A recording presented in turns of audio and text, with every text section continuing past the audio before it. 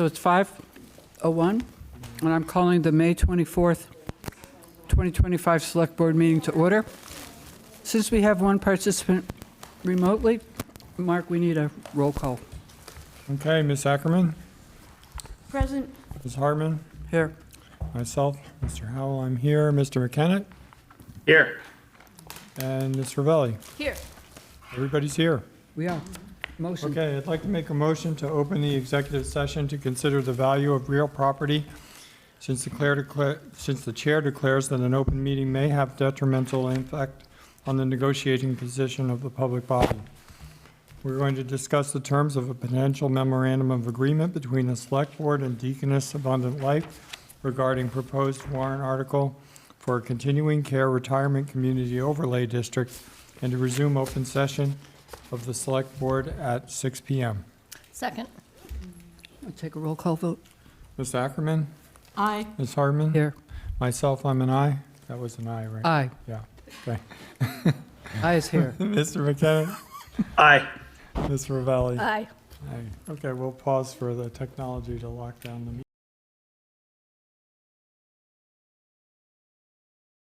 24th, 2025, and I am calling the Select Board meeting to order. 27th. May 27th.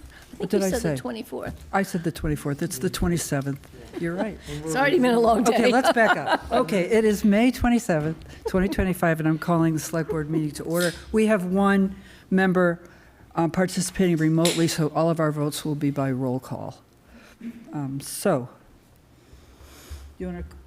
We're resuming this meeting, which was previously started at 5 p.m. and we went into executive session and we just came back to open session, and all the members are still here.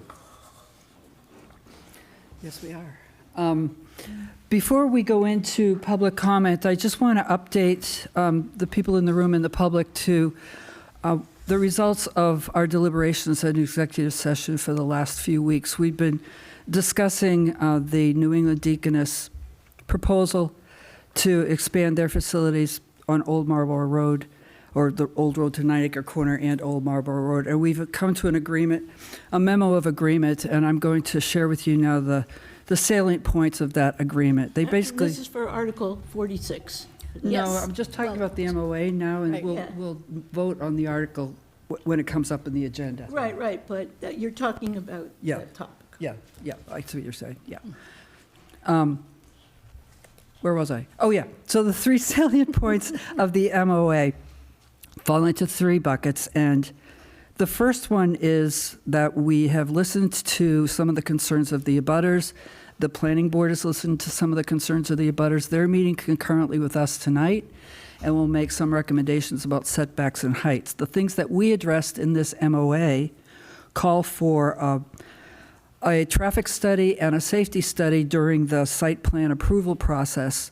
And if we find that we need improvements at the intersection between Arnak and Old Marlborough Road, or any pedestrian safety measures, they will be shared proportionately with the town and New England Deaconess. The second part of this that is important is it clarifies the payment of property taxes to the town going forward. It doesn't change the fact that New England Deaconess pays us property tax, and if they do apply for a tax-exempt status, that will go to the Board of Assessors and then to the Appellate Tax Board. And if that advances, we will negotiate a pilot agreement under certain parameters. So the takeaway is they will continue to pay taxes.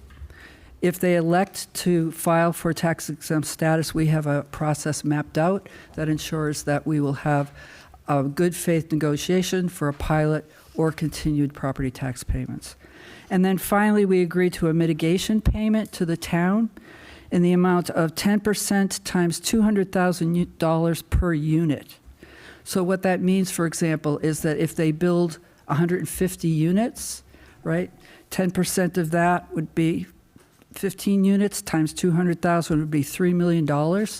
And the timing of that payment would begin at a 90% lease up of the property and extend over 10 years.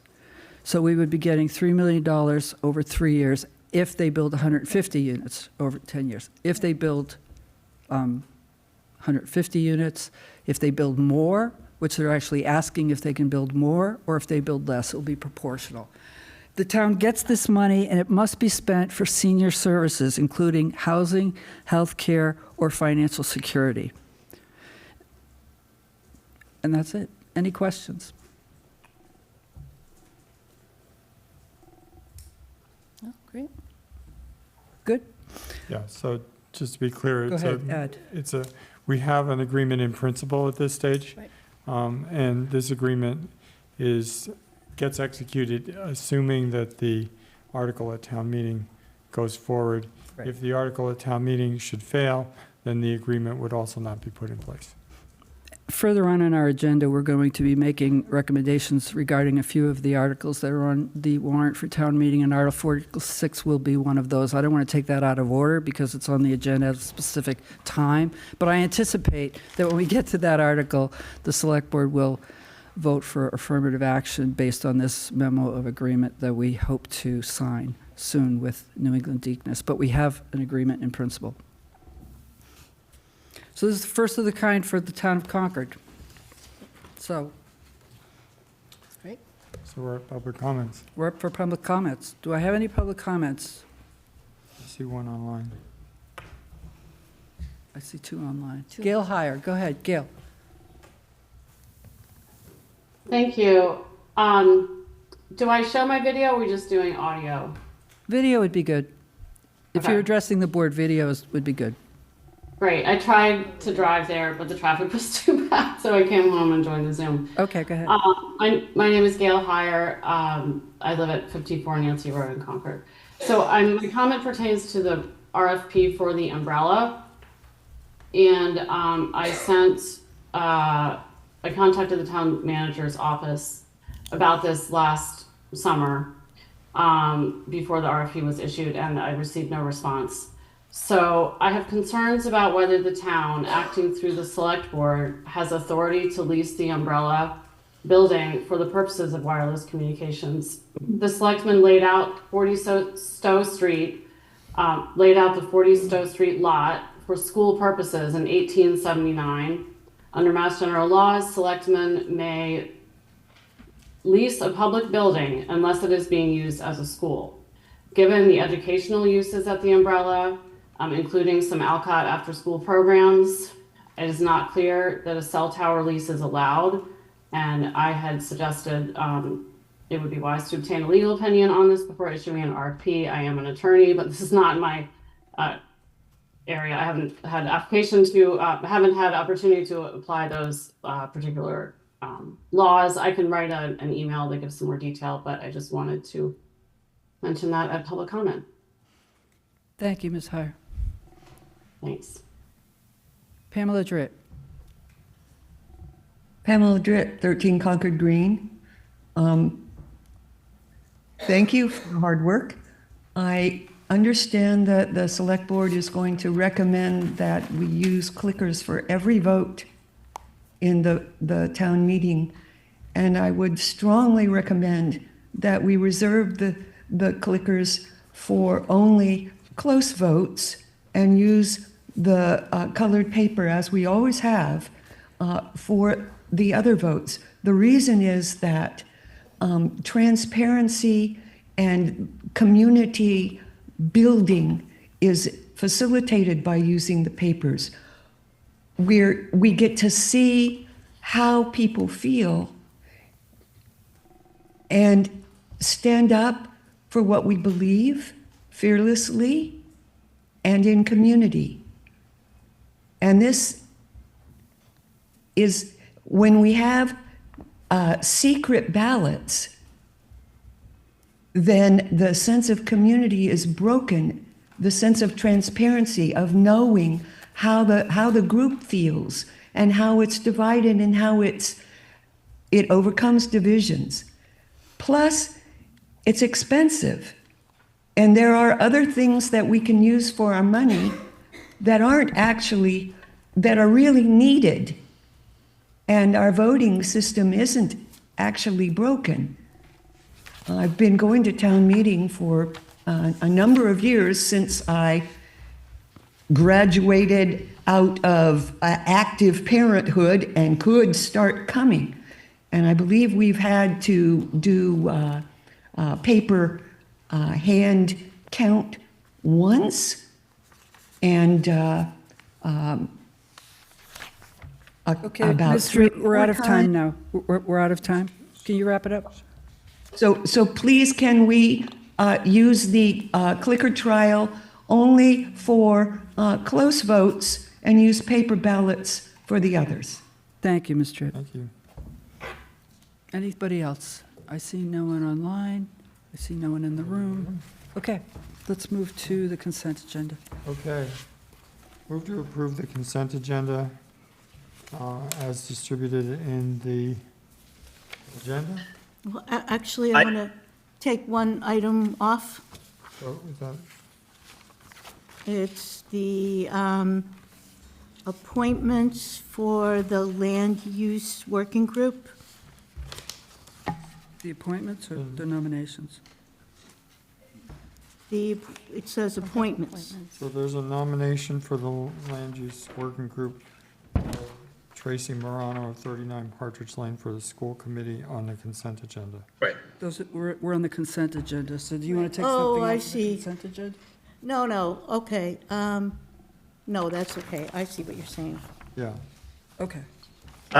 Yeah, sorry, I have one proposed adjustment to the September 30th RTE hearing notes. Okay, So I was hoping we could just pull that one okay.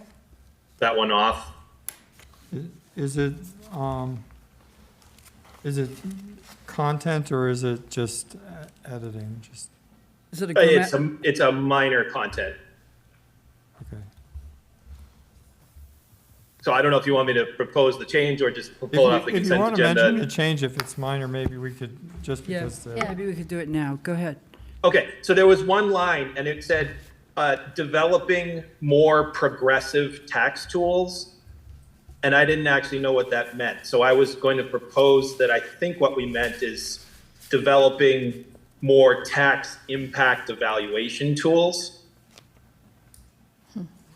I'd have to see 'Cause I- that in the context. Yeah, I'm missing the Yeah. context, Yeah. so let's pull it off. Yeah, we'll pull it off and we'll Okay. do it next week, okay? Okay, Yep. Great, all right. okay. So, any further comments or adjustments? No. Seeing none, Ms. Ackerman, Aye. Ms. Hartman, Aye. I'm an aye, Mr. McKinnon, Aye. and Ms. Ravelli. Aye. Great. Cameron, your hand's still up. Oh, sorry. That's okay, that's okay.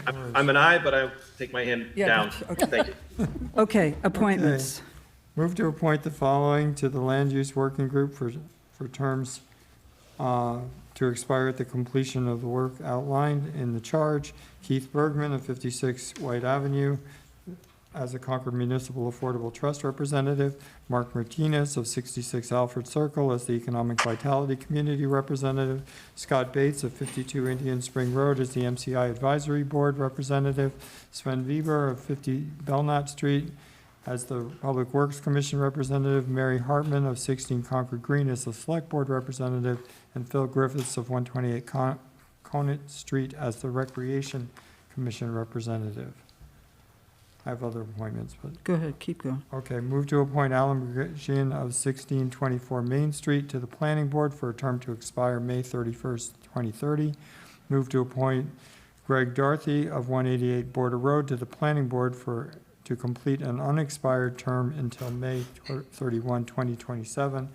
Move to appoint Mary Hartman of 16 Concord Green as the Select Board member of the Concord Municipal Affordable Housing Trust to extend the first term to May 31, 2026. That's her first full 2-year term there.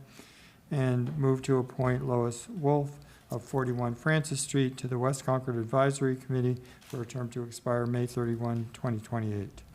Second. Okay, you need a roll call vote. So can we have discussion on Yeah, this? go ahead. So the land use project, as we all, I think, agree, is one of the most important decisions that the town is going to make for many years. And the process of appointing candidates needs to be thoughtful and clear, and then we need to get moving quickly.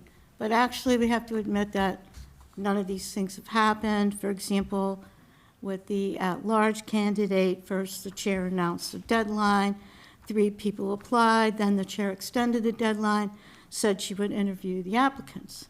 Then the following week, she asked the other select board members to interview the applicants, and then the next week, the whole issue was tabled with no date certain now when this appointment is going to be made, so, or even the nomination. So I don't believe the process has been thoughtful, clear, or moving quickly.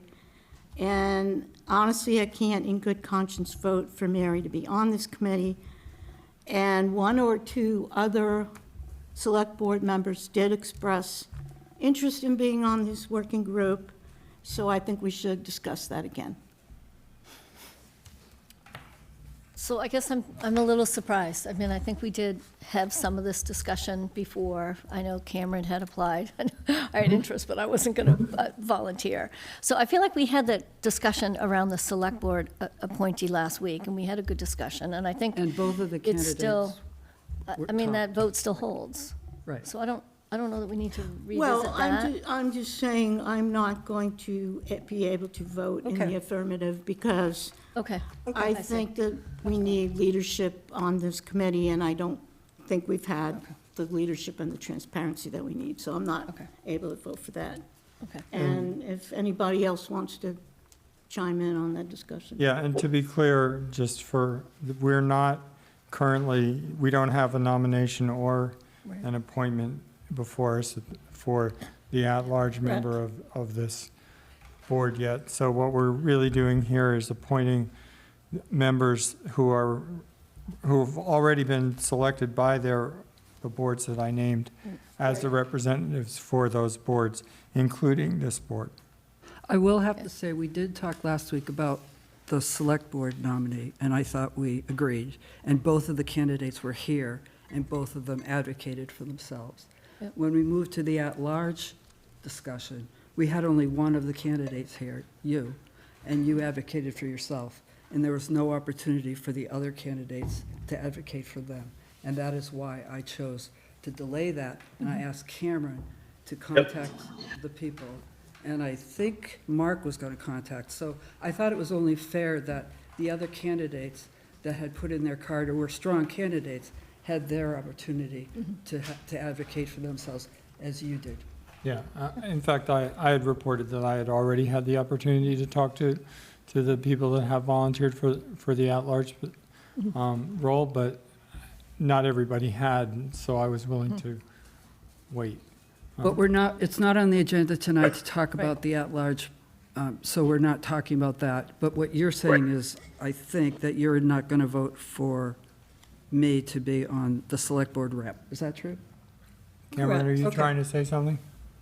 Cameron, what were you going to say? I was just going to add, so yes, I did speak with Sue and Todd, who are other candidates, but it is not on the agenda tonight, so we Okay. won't discuss that now. But Very good. just to clarify, what's remaining is the at-large role. There's a role from the planning board, and then That's am right. I missing one other role that we still have No. not? No. I guess it's the school committee, okay. That's right. It's the other one And- where there's a and- nomination. And there's a nomination tonight. Right, so the school So- committee had wanted to discuss their leader, who their rep was going to be. And the they- planning board hopefully will nominate someone tonight. Right. So we'll be able to get them nominated and then appoint. So that's dragging us, that's slowing things Yeah. down Yeah. too. So, So, right, We've so got at a a few future things- meeting, we would do the planning board and the at-large exactly. Yep. Yes. nominee. Nominate, exactly, right. Okay, and I mean, the only other thing I'll add to the discussion is just, I mean, yes, we did talk about a different, and I had volunteered, right, last week, and we talked about that.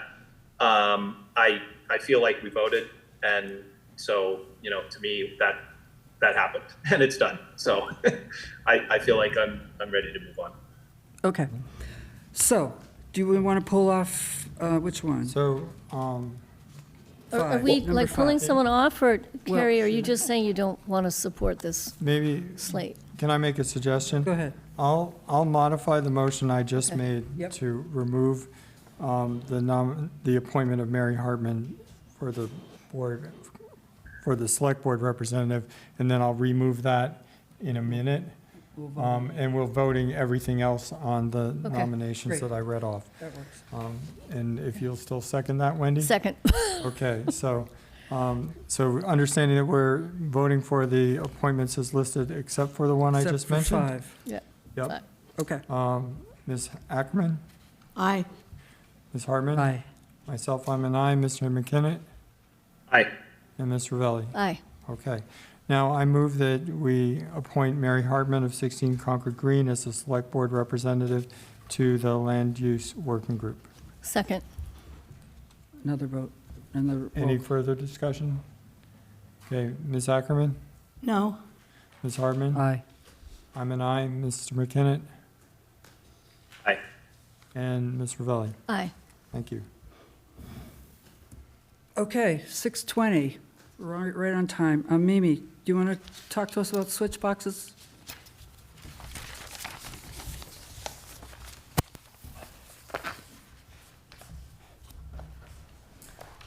Hello all. The Concord Cultural Council is now administering the Concord Center Cultural District and is putting their toe into commissioning public art. And inspired by the switch boxes that were in West Concord, they're proposing a painted switch box at the corner of Sudbury and Thoreau Depot, basically in front of the Starbucks.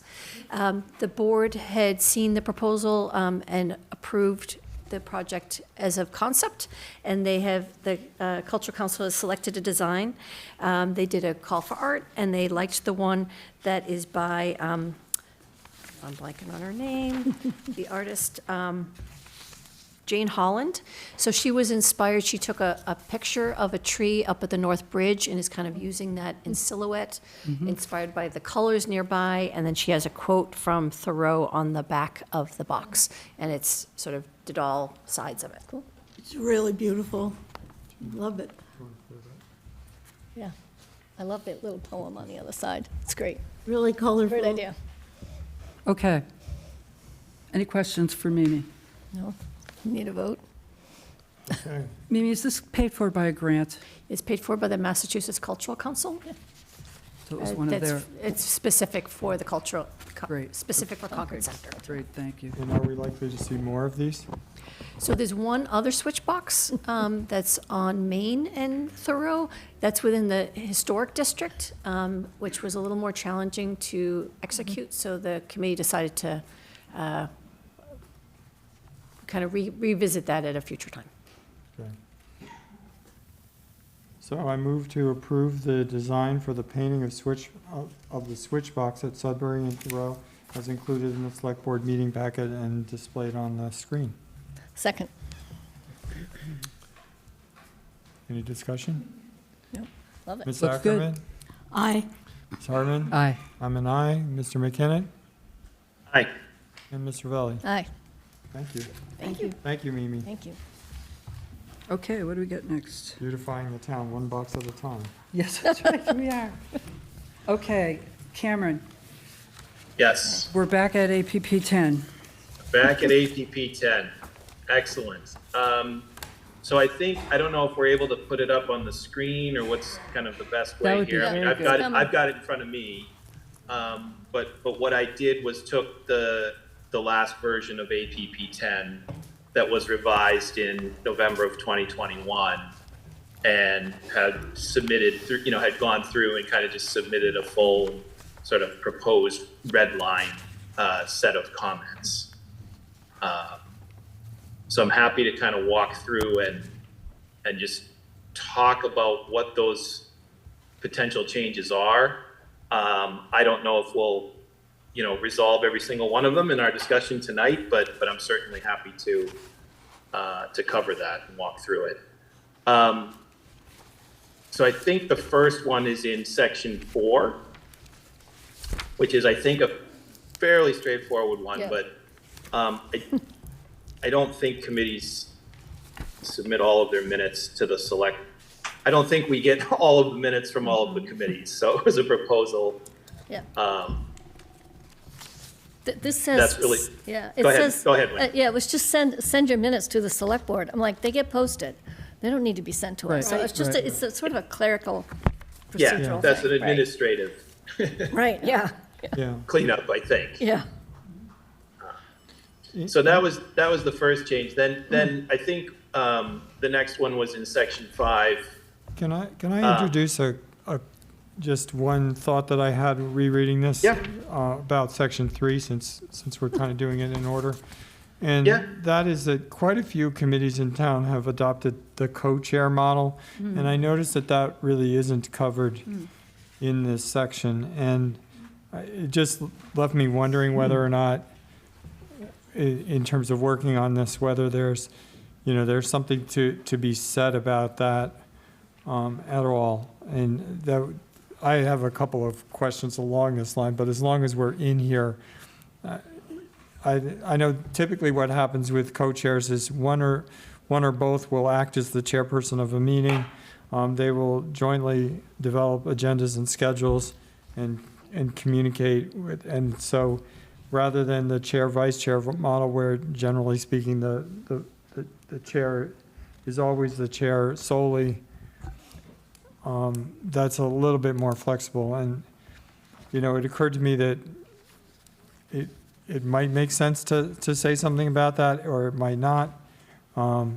Yeah, I think we should. I think it's a good point. Yeah, Yeah, it's definitely common, especially when people are a little hesitant to be chair. The co-chair Right. model works well. it encourages, so, So that's a great point, Mark. I hadn't thought about it.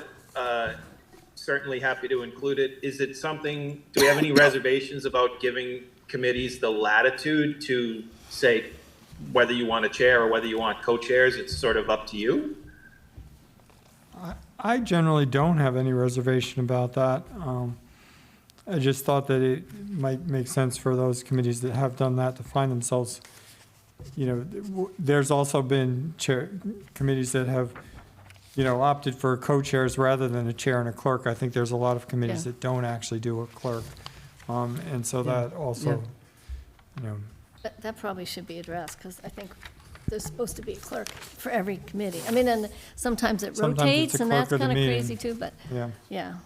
Could I just make a comment for consideration on the co-chair model? I think it does work great. For 5-member boards, it can be potentially problematic because of the open meetings law. So they probably no issue to meet to talk about an agenda, how we're going to lay out an agenda, but it's not too difficult to see that a conversation talking about what's going to be on the agenda, you start talking about what your thoughts What are you on think about agenda the agenda, items. right. And for a 5-member board, your 2 people are a majority of a quorum, and I think that's something to consider. We see it more in the larger boards where they're co-chairs.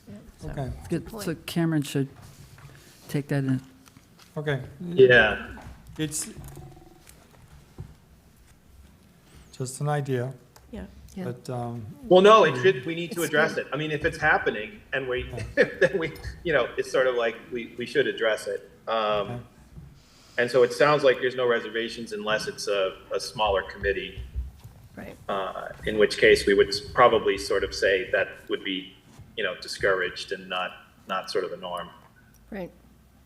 Okay, so maybe committees of 7 or more. right.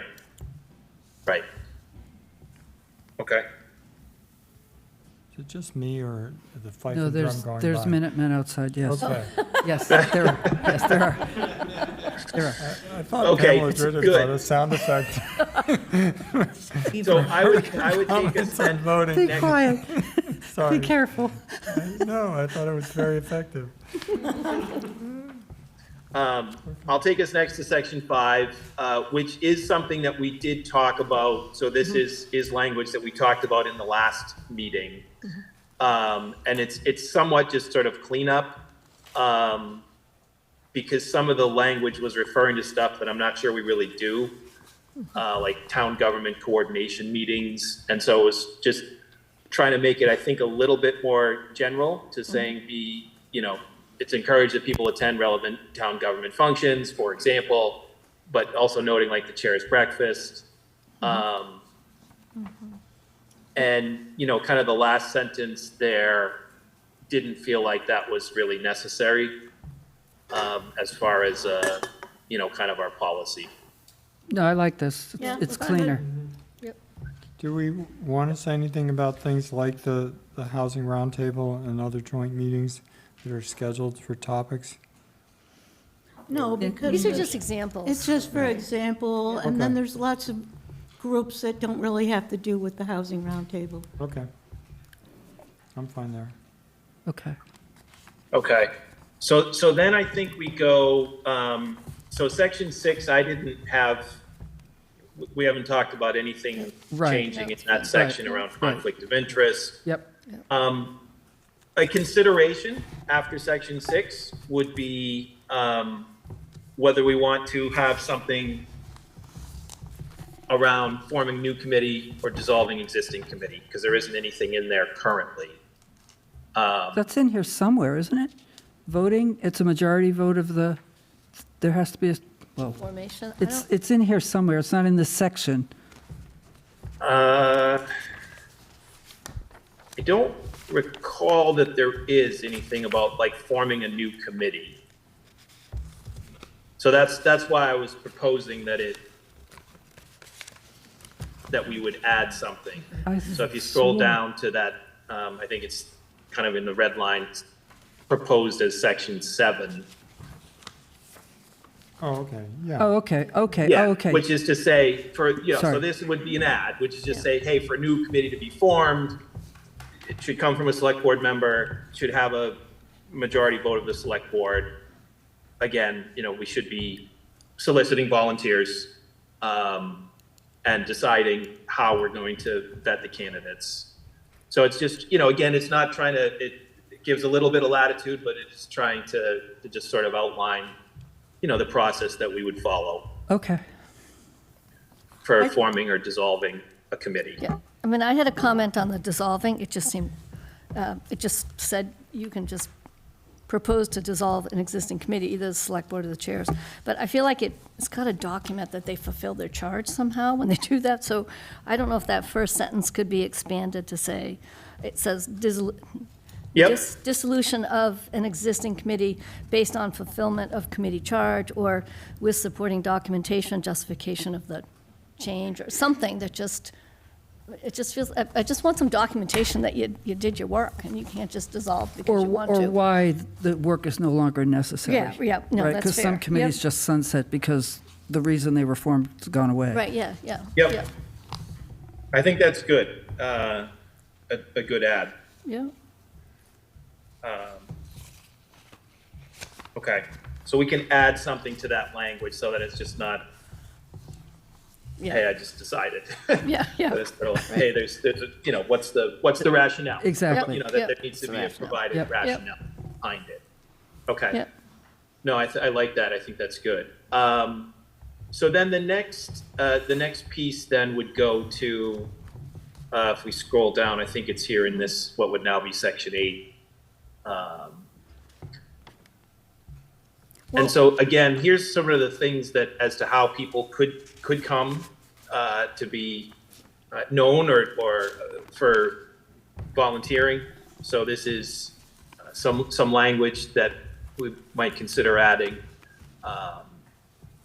So again, just a little bit of cleanup rather than say publicity in the press and on community access television to make it a little bit broader, that it's just public notification and events. And so then the proposal here is to be a little bit more specific. So saying regardless of how a candidate is identified, so there's ways that people might identify candidates, but that they really do have to complete a volunteer card, and so that we can document that. Yep. And that we should be maintaining a list of the people who've submitted volunteer cards. And if there's an opening for a committee position, on our list who has said they are interested in that committee.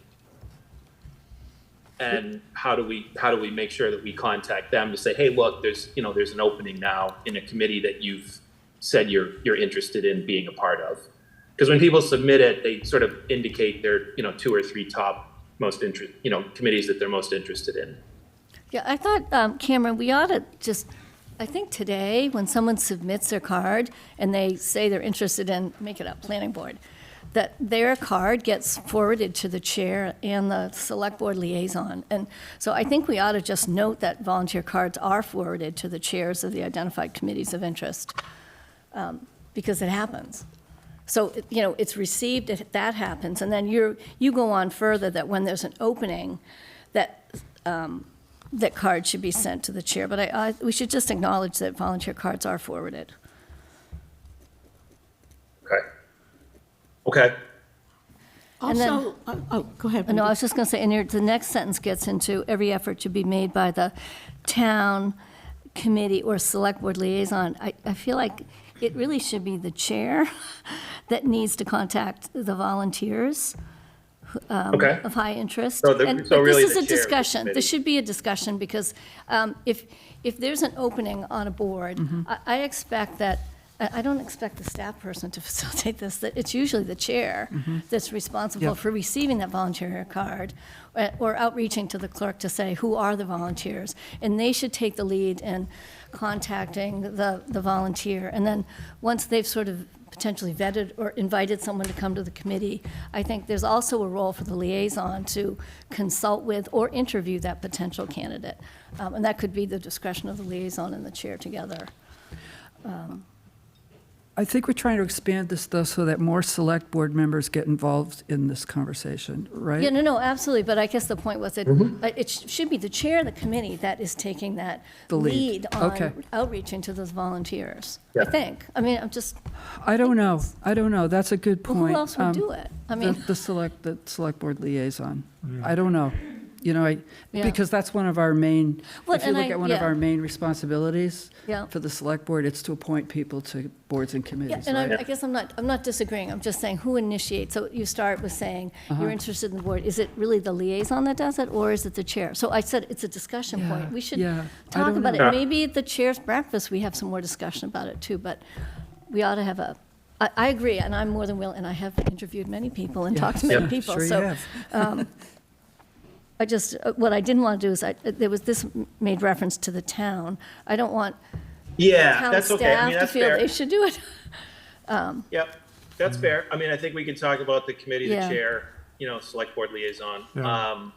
I think, my intention here is just to make sure that we are trying to, hey, look, we've got people, they volunteered, they're in the database. Let's just try to use that, like when a position Absolutely. comes up and say, hey, okay, who's on the list? All right, let's Yep. make sure that we just kind of, go back and say, oh, yes, I remember you volunteered for this. This is coming up. Are you still interested? Yep.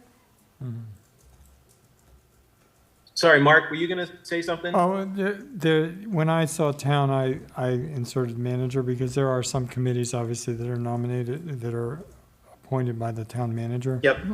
With the select board approval, so you kind of have to go down that path, which is a little bit different. Well, And that's fair. so Yeah. that was kind of how I read it, but I can see how it could be read differently. Okay, well, maybe there's just a way to kind of say the appointing authorities. Yeah, Okay. Yeah, I that's think true. the committee chair and the appointing authority and the select board or the select board Yeah. liaison might be the right way to say it. Okay. Because, there's also the moderator who, Uh, performs in the- Yes. yeah. We don't approve Okay. that, though. No, we don't. All right, so we there's a don't- little bit of cleanup there. Yeah. Okay, on keep just going. sort of We've the got, language. we only have a few more minutes, Cameron. Yep. Yeah, so if we keep going, But, well, there was one comment I had on section 7, we skipped over. I just wanted to comment, I really like this language that you have in here. A list of all interested volunteers should be compiled and discussed with clear agreement from the select board as to how candidates will be vetted. I think we've had that issue tonight and another time before, so I like that you put in that language. Okay. I had one, again, a general comment on section 8.2 that's not covered here. And basically, it is that related to the term of office Yeah, section. yep, me too. I have heard this suggestion and have gone back and forth about it, but the notion that maybe the term limit of 2 might be increased to 3 in order to facilitate more experience and, you know, to some extent, a retention of institutional knowledge on our boards. Some people do, in fact, enjoy serving, so that would take, you know, for 3-year, it could be 9 years. And if we were to adopt that change under 9, we would also potentially consider under number 10 we currently limit a 5-year term appointment to 1, but we might allow for a second 5-year term. And then number 12, we would change second to additional. I think I agree with you as far as number 10 goes. I'm Yeah. thinking specifically the planning board and the ZBA, where once people, those boards are very difficult to come up to speed.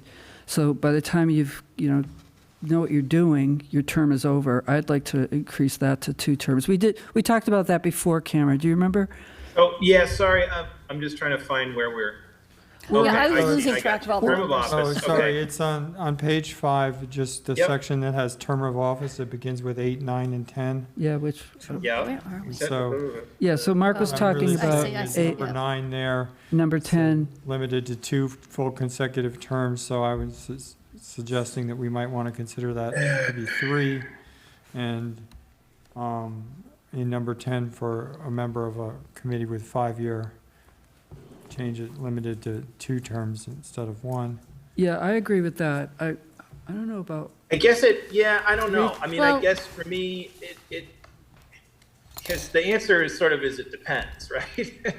And we have a section for appointments for additional terms, and we've used that specifically it says it's for- rare, though. Yeah, but maybe it's, and I think it is rare, like we use it on the ZBA. I guess I'm saying maybe we should make it Yeah. less rare.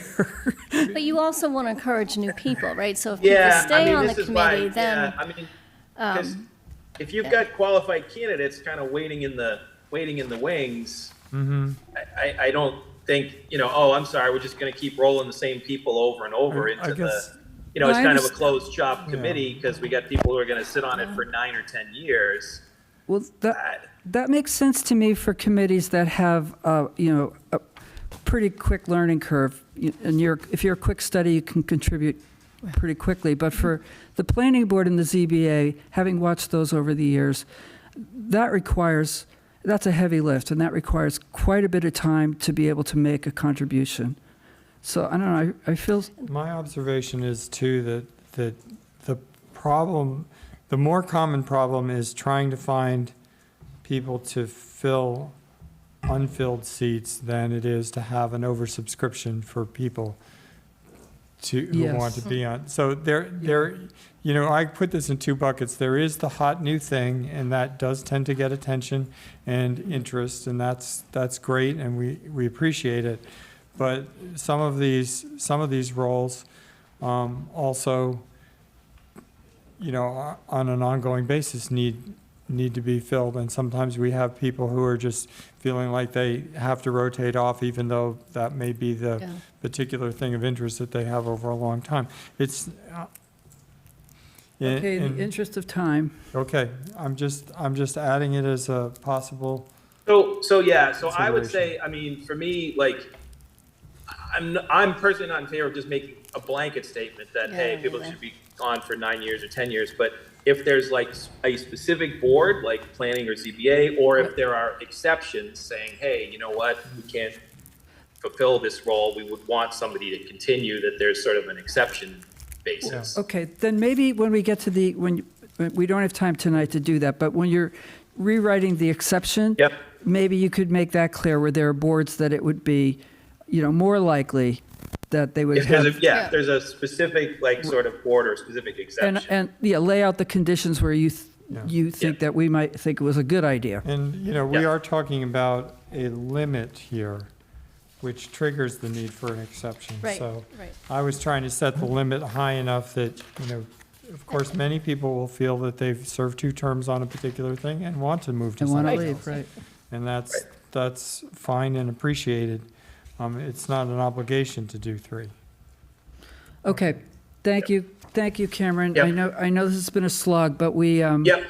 So But- yes, and I think there's, You still have sections. well, there's a, yeah, I don't know if you want to keep going. There's not a whole lot more, but I think there's a couple more. I think I'd rather get on with the hearing that we've got scheduled, and we've got two hearings scheduled. Okay. I'd rather keep on schedule and bring this back. Yeah, that's fine. That's fine. I don't know how to get, if people have other, Why don't we send them directly to you? We can do that, right?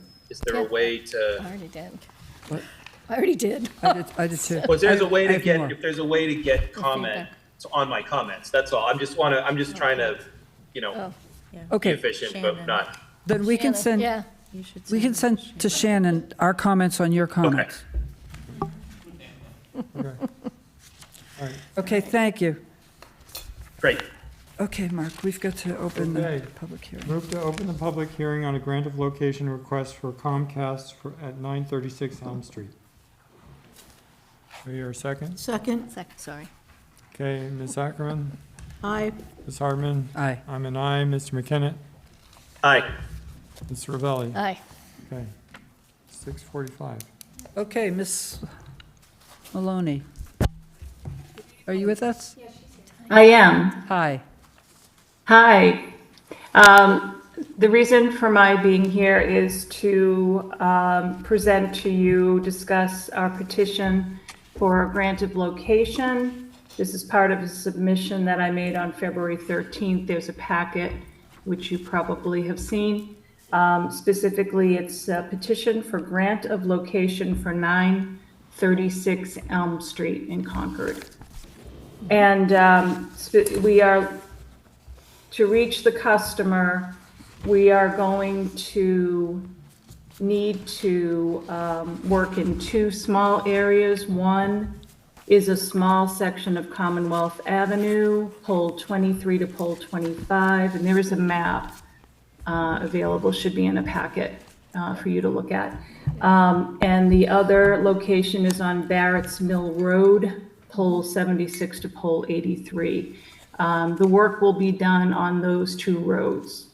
Elm Street, Route 2, we do not need to be on that for the work involved. It is just overlashing a cable to our existing infrastructure. And I can answer any questions or just tell you, maybe anticipate a couple of questions. It will require police detail. And our estimated time to complete the work is probably 1 day for our period, but could stretch to 2, potentially. And that's basically it, unless anyone has any questions. Are these closures or police details likely to need to take place concurrently, or will they be scheduled one at a time? I think our wish would be to get all the work done on 1 day. That would be the goal. Okay. Could I just note that in your packet, you have comments from both CMLP and CPW, and I did see in our virtual audience that Assistant CMLP Director Joe Repoff is present, and Assistant Town Engineer Justin Richardson is also present and can speak to the comments provided. Thank you. Do any of them have particular Concerns or anything? Concerns, yes. concerns that they want to make sure that we highlight and reinforce with Comcast? Good evening. No, CMLP is okay with everything. We've already walked it all out. Our biggest concerns are just following National Electric Safety Code, which is just going to be the standard for all the work going up. That way we can ensure that there are adequate clearances and points of attachment. But we really don't have any other issues with this. Great, Great. CPW Engineering is good with it as well. So good, as long as you approve it with the comments, we're good to go. Okay. yep. Okay, I think we're good. Okay, move to close the well, we should ask for public comments. Any public comments? Seeing Seeing none. Move to close the public hearing. Second? Ms. Ackerman? Aye. Ms. Hartman? Aye. I'm an aye. Mr. McKinnon? Aye. Mr. Velli? Aye. Okay. Move to approve the grant of location request for Comcast at 936 Elm Street is included in the select board packet, including the restrictions noted, which are also in the packet. Second? All in favor? Oh, no, you need a Ms. roll call. Ackerman? You need a- Aye. Ms. Hartman? Aye. I'm an aye. Mr. McKinnon? Aye. Mr. Velli? Aye. Thank you very much, Ms. Maloney. Thank Okay, you very much. see you again. Okay. Okay, so now we open the next Yeah, public hearing. move to open the public hearing for a grant of location request for National Grid at 3 different locations, 475 to 806 Monument Street, 3 to 46 Pond Street, and 21 to 92 Old Bridge Road. Second? Sorry, I'm going to have to recuse myself from this. Okay, Oh, yeah. okay. I don't know the best way to, should I just drop off and, Can you, can, He can drop off or turn the volume off on his computer. Yeah, you How could, official you want to make it. Turn the volume off. all right, I'm going to stop video, mute, put the volume off, and try to get a We'll sense wave. of when it's done. yeah, Okay. Great. yeah. Thank you, Shannon will notify you, Cameron. Shannon will tell you when we're done. Okay. Okay, where are we? Did Okay. you open the public hearing? Okay. So we did take a vote. So I asked for his vote, and he recused himself. Right. Ms. Ravelli? Aye. Aye. Okay, so we're here for a grant of location request at several locations. Who's presenting on Mary- behalf of are you National Mary? Grid? Yes, good evening. Mary Mulroney on behalf of National Grid. Hi. Hi. So you want to just give us a brief synopsis of what you're proposing here? National Really quick. Grid's requesting a grant to be approved for 3 locations. Yep. So we can apply for a permit through the town of Concord Engineering. So I have 2 questions. One is, one of these is in a historic district, right? I believe. Yeah, Yep. Monument Street. I believe that's a historic Okay. district, right? Have you gotten their approval? What The is, Historic District Commission's approval? we submitted it to the town engineers, and So I think you It's need more to. road. one of the conditions is historic district notification, which says National Grid will contact the Historic Districts Commission to determine what, if any, action is required for this project. Don't you think that should Do come you first agree? before we see it? I agree. What street is this? It's Monument Street. Monument.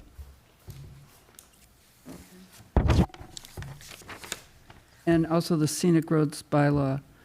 Well, that I think is fine. For Monument? Yeah, right here. Thank you. Actually, the scenic roads bylaw I don't think needs any approval, but you do need the approval of the Historic District Commission. So these are the engineer's recommendations of conditions that are required, right? So you were just reminding you that this is going to be one of the conditions. Well, I'm actually wondering why we don't have that before we approve it.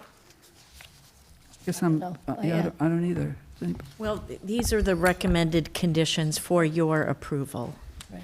of this application. Okay, I have another question. So we're going from a 2-inch pipe to a 6-inch pipe? Do I understand that? Yes, you do. That for monument, it's 2 to 6. And so why do we need to do that? 'Cause I guess I'm concerned that we're increasing the capacity for natural gas within town when in fact we have a stretch code to go all electric.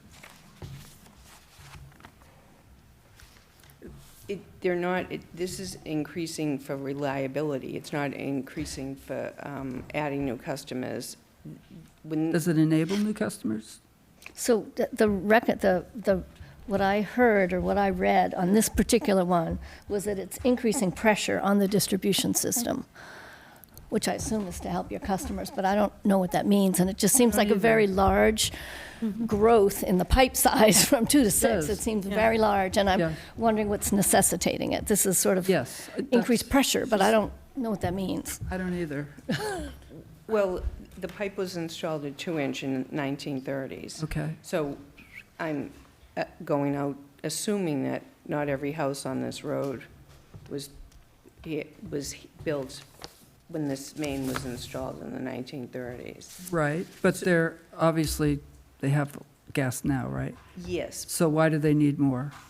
Well, the condition of the pipe from 1930, it's an old pipe. Okay, so why go to a 6-inch?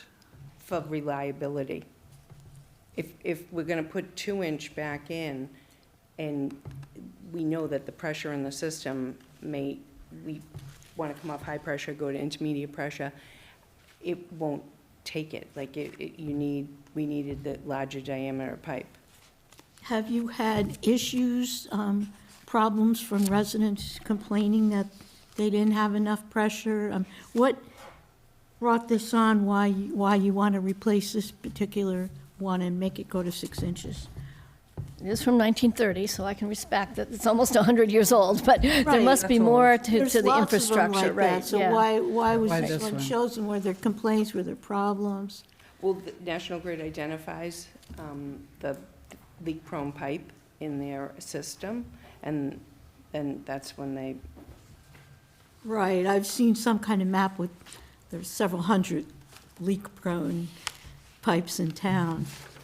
I'm just wondering how this one got picked. Are there standard, I'm just kind of curious, I saw throughout all of these, there's 2-inch, 6-inch, 8-inch, and even some larger ones that you're downsizing from. What's the sort of standard size? Is there a standard size that you use through roadways? It's based on, what drives the size of the pipe that you're be installing? the pressure, the volume, the need, Okay. what the residents and businesses need in the area to keep gas. So, So this is a very residential area, It is. right? It's a And very it's an old residential. residential area. I'm just curious to why it couldn't be fulfilled by a smaller well, pipe, I guess. at the limits of this work, either, below 475 or above 806, what is this new 6-inch pipe connecting to? Is it existing 2-inch, or is it From two. extension of a 6-inch? From now, it's connecting to the existing pipe that's there at the end of, at house number, at 806, and when it starts at 475.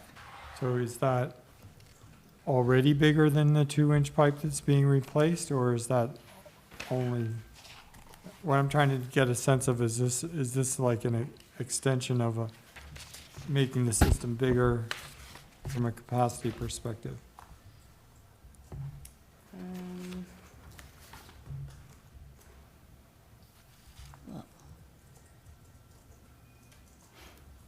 So Mark, you asking on either end, what's the size Yeah. of the pipe that it's Yeah, connecting right, to? Right. Yeah. Right, and I know we have a lot of diagrams here, and if, I would have to look that up. okay. Is Steve Dukran on by any chance, or somebody from? Justin? Steve and Justin, Justin have reviewed it. yeah. Justin's here. Right. Justin Richardson, Assistant Town Engineer. Can you I help us believe out? they're connecting into an existing 2-inch, which is located, like along Liberty Street. That's the Yeah. tie-in point there. And then as you go further down, they're connecting a couple streets in, which are smaller pipes as well. And then at the top, just trying to look right now, it looks like they're connecting into an existing 2-inch, but it doesn't say on that side, so I'm not 100% sure. So have you seen this sort of upsizing before? Well, it's upsizing and then it goes back down again too. Yeah. Yeah. Which is strange. Justin, There's a new street that was added, so I don't know if that's part do you of see it. these things frequently? Is this common? What is, what So we do what do- review the grant of locations. As far as the size of mains, we sort of defer to National Grid on that because they stated it's a need in their system. So not being gas engineers, we basically more worry about, the effects on the roadway and Okay, so the you're town's not, infrastructure. so you couldn't answer the question, like, why are we doing this and does it increase capacity? I cannot, no. Okay. Okay, and just one other question related to the sort of historic district. Is this a project which is essentially underground, and when all is said and done, there's not going to be anything visible above ground that we're going to see new? That appears to be what they're showing on their plans, yes. Okay. So, But it still has to go through HDC. yeah, I understand that they Right. might have to do that, but if their proposal is to dig a hole, change something, and then refill the hole, it's, Probably not a big issue for HDC. Yeah. Yeah, I'm not knowledgeable enough to know whether this type of an increase from 2 to 6 to 2 is actually an increase in capacity. And that's what I'm worried about, because I know we've made a commitment here in Concord to go Correct. all electric. So, so I'm going to have to abstain, because I don't have enough information. Well, we can ask the applicant to come back with more information. It seems like we have Or we several could vote, questions. or peop- what do you- Well, what do you wanna I do? would rather to get the details, because Okay. I don't think, what we're looking for is technical answers, a little more detail on why. Like why you're going to increase the pressure, what's Yeah, the what's purpose? the Is it purpose? because the current pipes can't handle it and there's risk of failure? And do you have existing failures in that area? I'd like to hear a little bit more. What do you think, Mark? in the materials, it shows here that CPW main site increases to increase the pressure on National Grid's distribution. distribution system, which, Right. I don't know what that means. yeah, What about So you, we Taylor? sorry, Justin from Yep. CPW again. We specifically ask when there is an increase, Right, or the reason for the increase, we Yeah. ask National Grid, so that's what they've stated, so. okay, so that's why it differs. by- Okay, so But I guess I'm what are they hearing, stating? It's increased pressure on the distribution system, that's why they need a bigger pipe. but it still doesn't make, No, it sense. doesn't totally answer it, because as you said, Wendy, they're going 2.6 back to 2. And then I was asking, do you have specific problems or complaints? How is this site chosen instead of the other ones? So those are the kinds of questions that we still have. okay, so I guess I'm sensing we would like you to come back with answers to those. We're going to have the similar kind of Yeah, this questions has on the been other since applications. Since 2022, National Grid's been trying to, okay. Yep. So the listed questions, so the pipe is from 1930, it's leak-prone pipe. Engineering, National Grid trained engineers have done their review, determining that this section of pipe needs to be replaced. Right, and I guess we're wondering, And the Is it a- size, right? Yeah, the I size. see Why the yeah, I size? see the size as a Yep. concern. But from 1930, there's these energy-efficient heaters, if they were put in, stoves, they're drawing more on the gas that's in the pipe. So back in the 1930s, when 2-inch was put in, and maybe not, like, the school wasn't as built up as it is, or the houses, that satisfied the gas going to the house. Your question is, have we had any complaints? As far as a complaint on the street, no, I don't have that answer for you, but National Grid doesn't want to wait till it's a Sure. holiday, till it's Thanksgiving, till your pipes are bursting. Sure. They just want to be proactive. They work with the town as far as streets and paving and details and so forth and so on. Okay. It's for Okay. So- reliability. okay, I think we've got a comment from the public. yeah, Ms. Dritt, do you have a question? And another one. and another one in the room. I see you. Yes, please. I agree that you haven't gotten the answer to the question, why do you want to make it bigger? How will that increase reliability when it's connected on both ends to the same size that you're replacing? Also, do you have a plan for removing it at the end of its life or repurposing it to network geothermal or something else? That's not, Why we're tying into the existing pipe is that pipe is strong enough. This section of pipe was deemed that it is unreliable, that it's leak-prone pipe. Okay, then why not replace it with 2-inch? Because when 2-inch was put in 1930, there could be 7 houses on the street. In 2025, almost 100 years later, people are using more appliances, more gas. So we don't want to. Amount of gas that's currently being used. Thank you. Pamela, I'm going to go into Right. the room. Don, use the microphone. Don Kupka, 39 Devon Street, and I'm sitting here shocked that the select board would stand in the way of a safety improvement in the gas distribution. In 2010, natural gas line was delayed maintenance in San Bruno, California.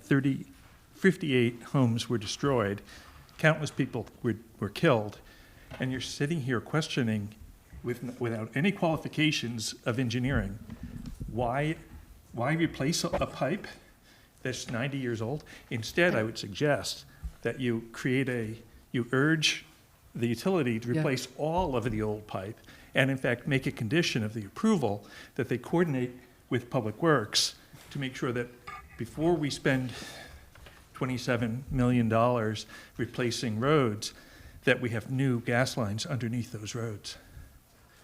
Because otherwise, we'll do this, and then they'll dig it up to piecemeal, right? Thank you, Mr. Thank you for your comment. Yeah, I'd like to respond to that. I think that's sort of where I'm going. There are many, many old pipes in town.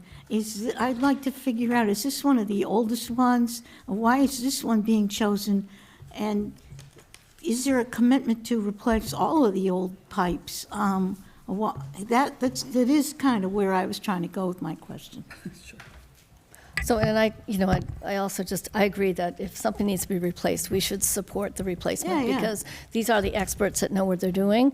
Our question is, are we unnecessarily increasing capacity? So we do have, that's the concern. So when you see moving from, in this case, 2 inches to 6 inches, and you'll see in the other examples, 4 inches to 8 inches, we just want a reasonable justification for that. So you said it in words that there were increased customer demand. We want to see it sort of in writing. I'd like to understand more about why that size is required. Yeah. And we trust you, but I'd like to make sure that we're doing it for the right reasons and that we've got that justification. Right, and also that there's many, many, I've seen a map with many, many leaks in town, and is this one already leaking? What about the other ones that are leaking? I just get to try to understand how your process is of how you choose which Okay, ones. we've got a question from the floor. Another question?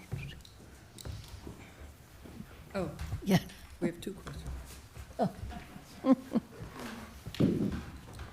Yes, Sven Weber, Public Works Commission, but speaking on my own behalf. I want to clarify at least one thing. So when we do the roads program, what we have on town meeting, we have a very specific process and where we notify the utilities, in that case National Grid, beforehand about that we are touching the road. Having a multi-year program hopefully in place with the next town meeting, we can give National Grid much more time to prepare for this. I think it's just observing this. I would encourage the select board to find a speedy process, because we will touch about 80% of the roads in the next 5 years. And I expect National Grid coming in many of the roads with similar kind of requests. So we have to find a way to kind of deal with this kind of situation more or less on a repeated basis in the next 5 years. So Okay. when you deliberate, think about a speedy process going forward here. Good.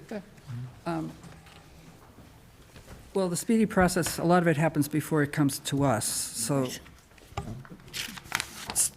So just, I guess, to that point, for future requests, it is really helpful if we understand if there's been a history of leaks and repairs in the affected area, And if there, as it appears here, if there is a capacity, if this is increasing the capacity of the system, not just replacing aged infrastructure for reliability, then go ahead and say that. Right. It's for reliability, it's not for Okay. capacity. Okay. Okay. So the That's statement the is. first time we've heard okay. that. Thank you. Oh, that's, And no, it's then- for reliability. Okay. That. So, and do you already have access to the memos that are in our packet that specify the recommended understandings and conditions Yes, that are part of the approval for, I'll just say for all three of these, but for this one in particular? Okay. Okay. Any other comments in the room? Any other comments online? I mean, about all three of them, or just the Monument Street, or are we talking about all three Yeah, of them at once? we should talk about Pond Street and Old Bridge Road. It's, Yeah, I don't have any questions. I have the same questions, really. Well, actually, the second one, I'm looking at one, which one is it? No. Pond Street, there's no change in size. It's Okay. 2-inch to 2-inch, so I'm Thank fine you. with that And one. Old Bridge Road? And the other ones, they're moving, a lot of them are moving from 4 to 8-inch, so they're the same questions. Yeah. I did have one question on the, I don't know which street this one is. Old Bridge Road, there's an abandonment of approximately 840 feet. You can just abandon the pipes? Do we, they're gonna tie them over. they'll tie them, they seal them up? To the new pipe. Okay. Okay, but they're not physically removing them, they just No, they're seal not. them, so they, okay. okay.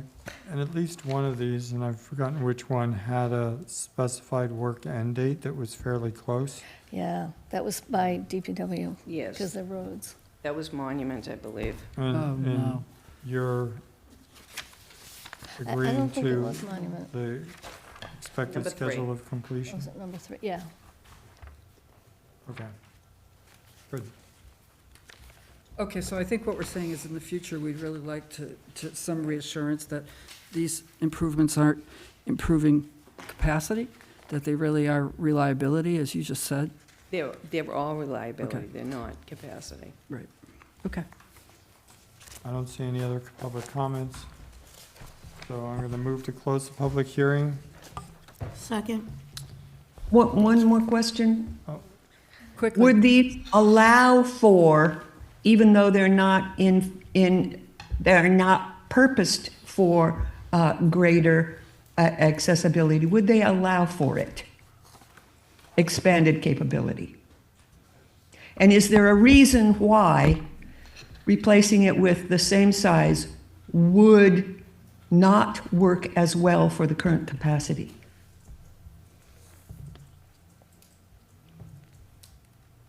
Do you want to I comment think- on that? National Grid isn't thinking of capacity change, they're thinking of reliability. 1930 pipe with the leak history on it, and they can't do every pipe all at once, because the impact on the town would be horrific. So they're taking sections at a time.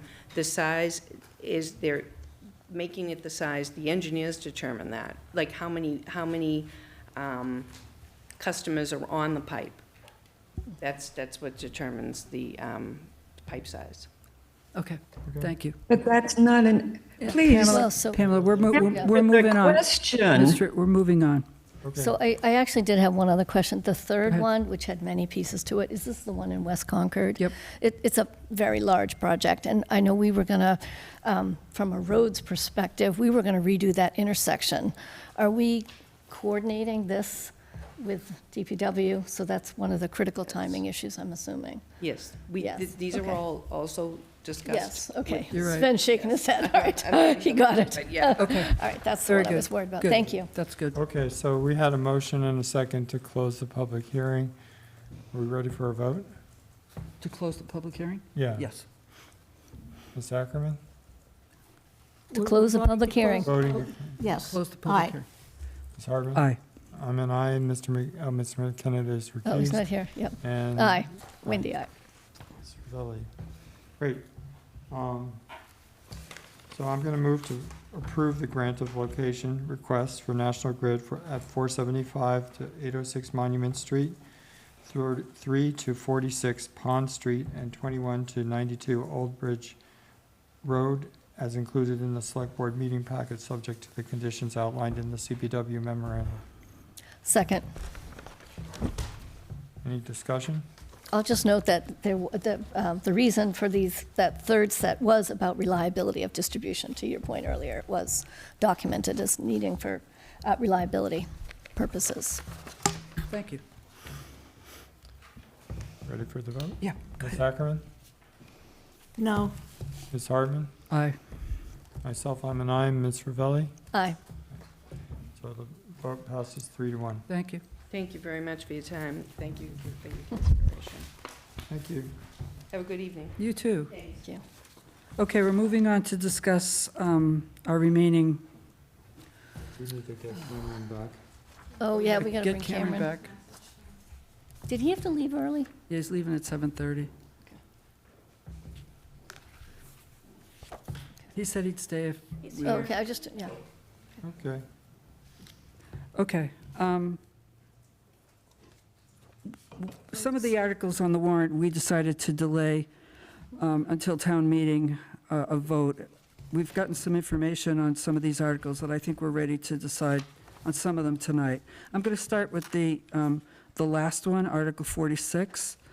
For those of you that weren't in the room earlier, when we opened the meeting, we announced that we have, in principle, a memo of agreement with Deaconess around the expansion, that it covers 3 points. One is property taxes, one is a mitigation payment for affordable housing, and second is some answer to some abutters' concerns.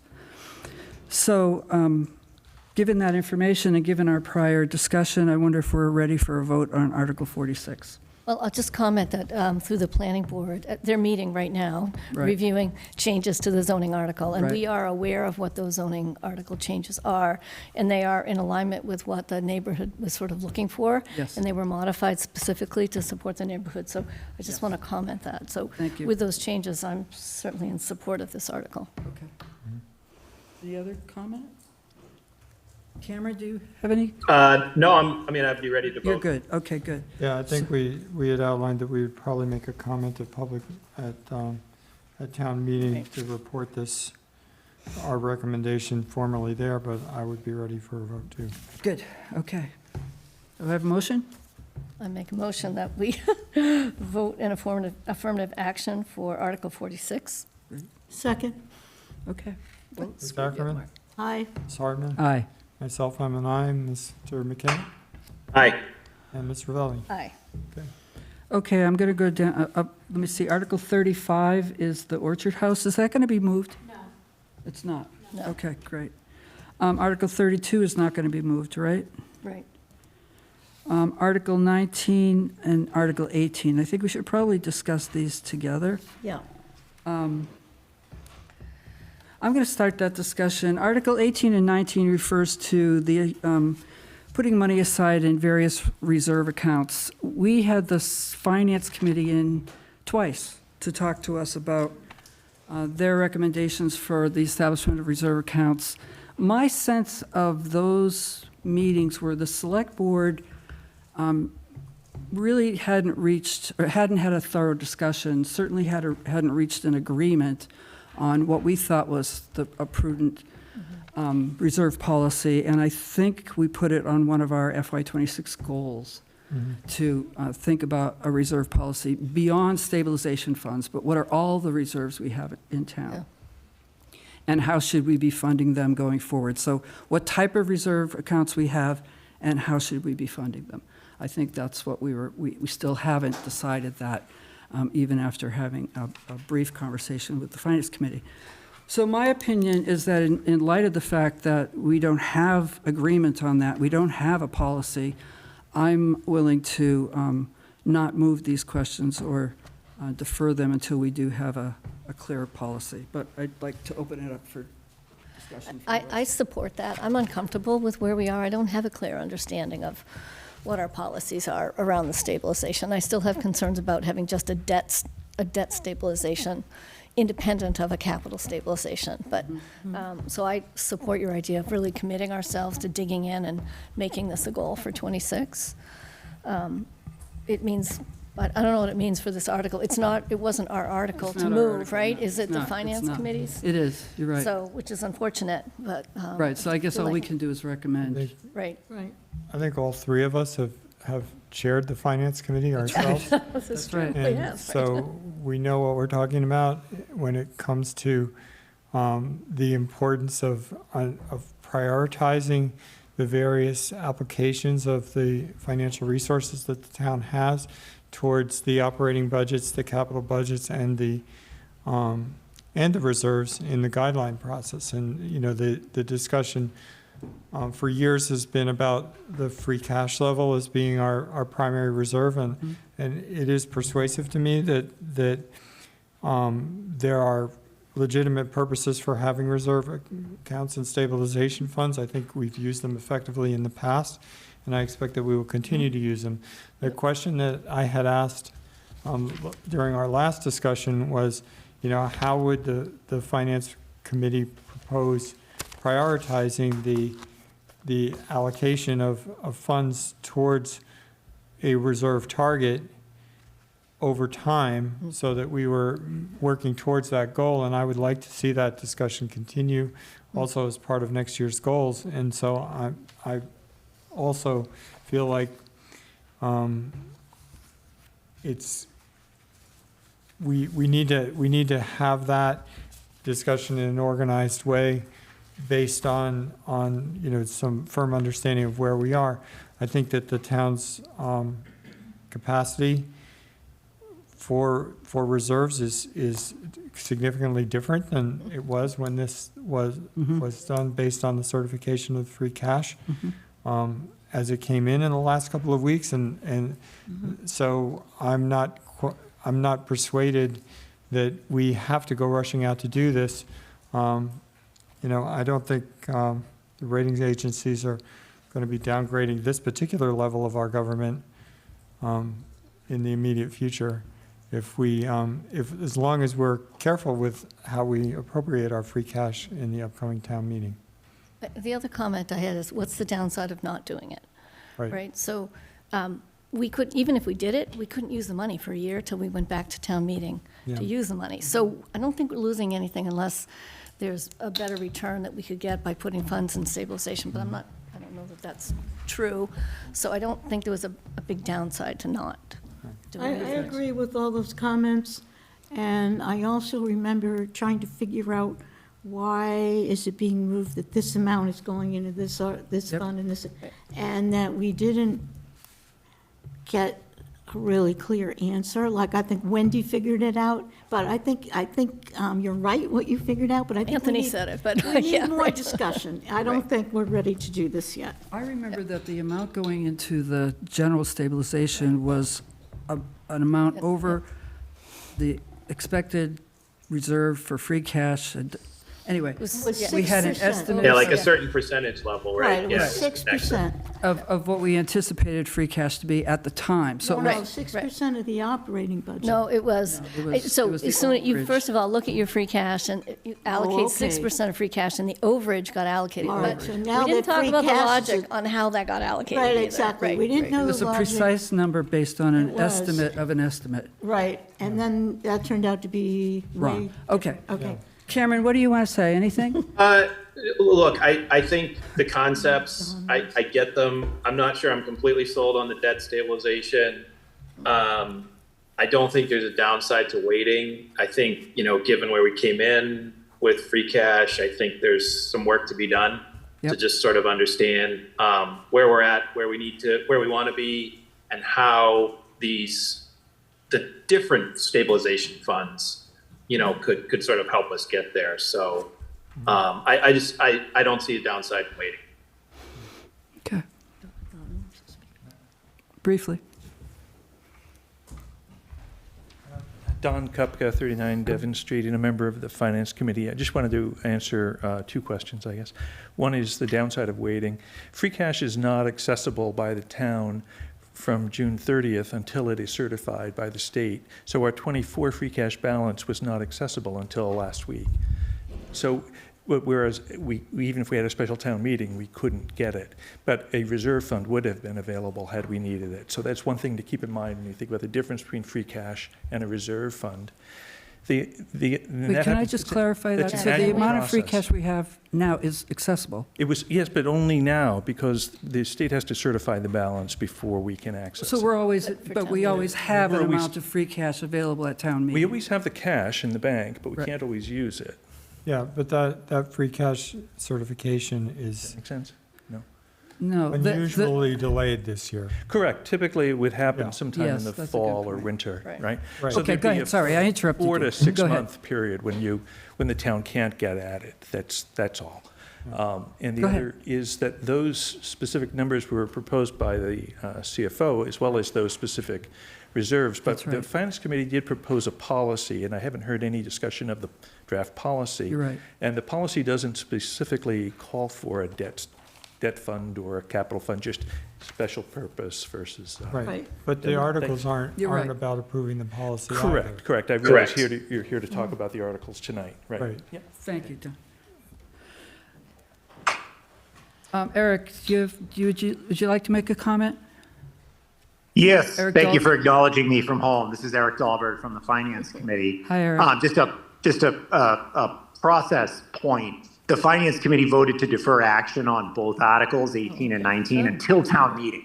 So we as a committee haven't taken a position on either. I just Okay. want to flag that. Thank you. Eric, is one of the options for the Finance Committee, as you understand it, to not move these articles? Yes. Okay. Okay, thank you, Eric. Any other comments, I'm going to questions? suggest that we don't take a specific, well, we could either not take a position and wait to see whether they're moved, or we could take a position now and see if that influences what happens. I think recommending no action sends a stronger signal Yeah, of our intention. Yeah, yeah, I agree. Agreed. okay. So I'm going to move that the Finance Committee, I'm going to move that the Yeah. Select Board recommend town meeting take no action on Articles 18 and 19. Second, Any more discussion? So I just want to just double check. So 18 is an existing 19 is the general stabilization. And so what we're saying no action on is the $1 million that was allocated to that particular stabilization fund. It's not the I thought- creation of one. It's just that article just says, put $1 million into general stabilization, I thought Just- we were, it doesn't say that. I thought I we were think doing that- both, actually. doesn't it? No, because I think the stabilization under 19, that fund already exists. Right. Oh, yeah. Okay, And what the article does is put $1 million in. okay, but we're still recommending no action. Well, I'm just clarifying, Okay, I'm just clarifying Okay. that, we're not creating Do funds. you, Does that But, change your you know, mind? do you want to go ahead and? Well, I'm going to ask a question, so Go ahead. the concern about not being able to use the funds, does having funds in that, I don't understand the restriction on the stabilization fund right now. If it's general stabilization, I heard it was emergency purposes only. Is it, well, I don't know exactly what's in that one. I think this But- highlights for me that we need to take a deeper dive in Correct. Right, all of in the these use of funds. those funds, Right. yeah. What's the purpose? Yep. When can we use it? Right. And we Right. don't have answers. Right, Right, and it's- yeah. whereas the $1 million, if we don't put it in, now that it's certified in free cash, we would be able to use it while we're Yes. busy I don't- taking a deep dive and figuring out what we really want to do. With a town meeting vote. Yeah, Oh, yeah. Of course. right. Right. Either way, Right. we need the town meeting vote, I right? mean, I would contrast that with something like the middle school debt stabilization fund or the Right. debt stabilization funds we've used for prior school, Right, well, that's. where right. we understood going in why we were putting money aside to shave those peaks and adjust the impact. And when we were also removing that money on a schedule. And I think that sort of organized understanding, I trust town meeting to not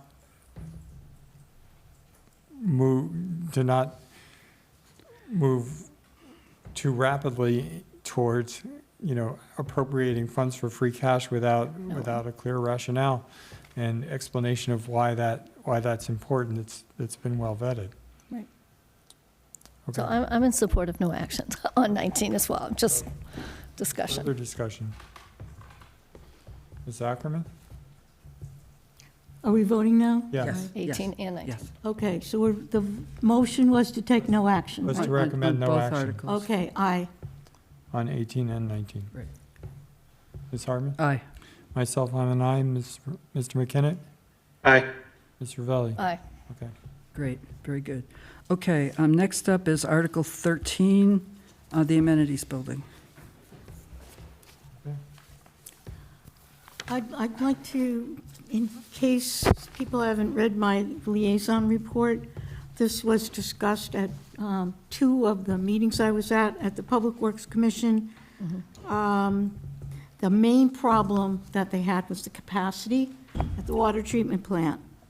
So after a long debate, the commission asked Assistant Superintendent Bob Conry to please work with the Board of Health to see if the capacity estimate could be adjusted, and to come back with more information also on some alternatives and their costs, like composting and leaching. Then I went to the Board of Health meeting, and I was kind of surprised because it was not even on the agenda, and there was some indication that they were not going to be easily able to reduce that capacity. So I just wanted to make sure everybody had seen that in the packet. Thank you. Yep. Thank you, that was good. My first question about this is, and I asked this at the hearing, do we have a summary of the cost of this project and the sources of funding for the project? So the total cost and the total sources of funding. Do we have that? I see. So Tracy. Bob Conry is online with his Great. hand raised. Bob, do you want to answer that question? Yes, can you hear me? Yes. Okay, so I'll share some information about the both Great. the meeting and the cost information. Great. So starting, actually in reverse order, I'll start with the cost. We just received a 100% cost estimate. Yep. The figure was $1,690,533. I would consider potentially adding a small contingency to that for bid purposes. Even with that, if I put a 5% contingency for bid on, which, we had that for the middle school project and we didn't spend it, I will just note that. It's $1,775,000 and $60. So $1,775,000 versus an article across the 2 towns of $1,850,000. So the total cost of the project is $75,000 less than the capital article. So that's all funded by the capital article. There's potentially sewer connection fees up to a little bit over 200,000. I think the number I had was 220. It's an addition? We have That's an addition? additional if that full amount is assessed. So that's the maximum it would be. We have capital stabilization funds we've allocated in the amount of 350,000 through E&D that would more than cover that, and they'd cover potentially any other unforeseen costs. So we're comfortable that the funding is in place. With respect to the sewer connection, the board asked us to go back. The agenda item for the Board of Health meeting last week, the purpose of that all along was to get their endorsement to have support for a reduction in the number of sinks in the bathrooms. Right. So that we could use that in our application to the state Right. plumbing board to get a reduction. It was not on the agenda to discuss a reduction in the Capacity, right. basically, yeah. So that part has not been addressed yet. In talking briefly with Melanie, there's some significant hurdles in research that we'd need to do to end up with a different capacity. What we do know is that our usage per a full stadium is estimated at 5,000 gallons a day. We think there's about one event a year, graduation, that will come close, probably not even reach that.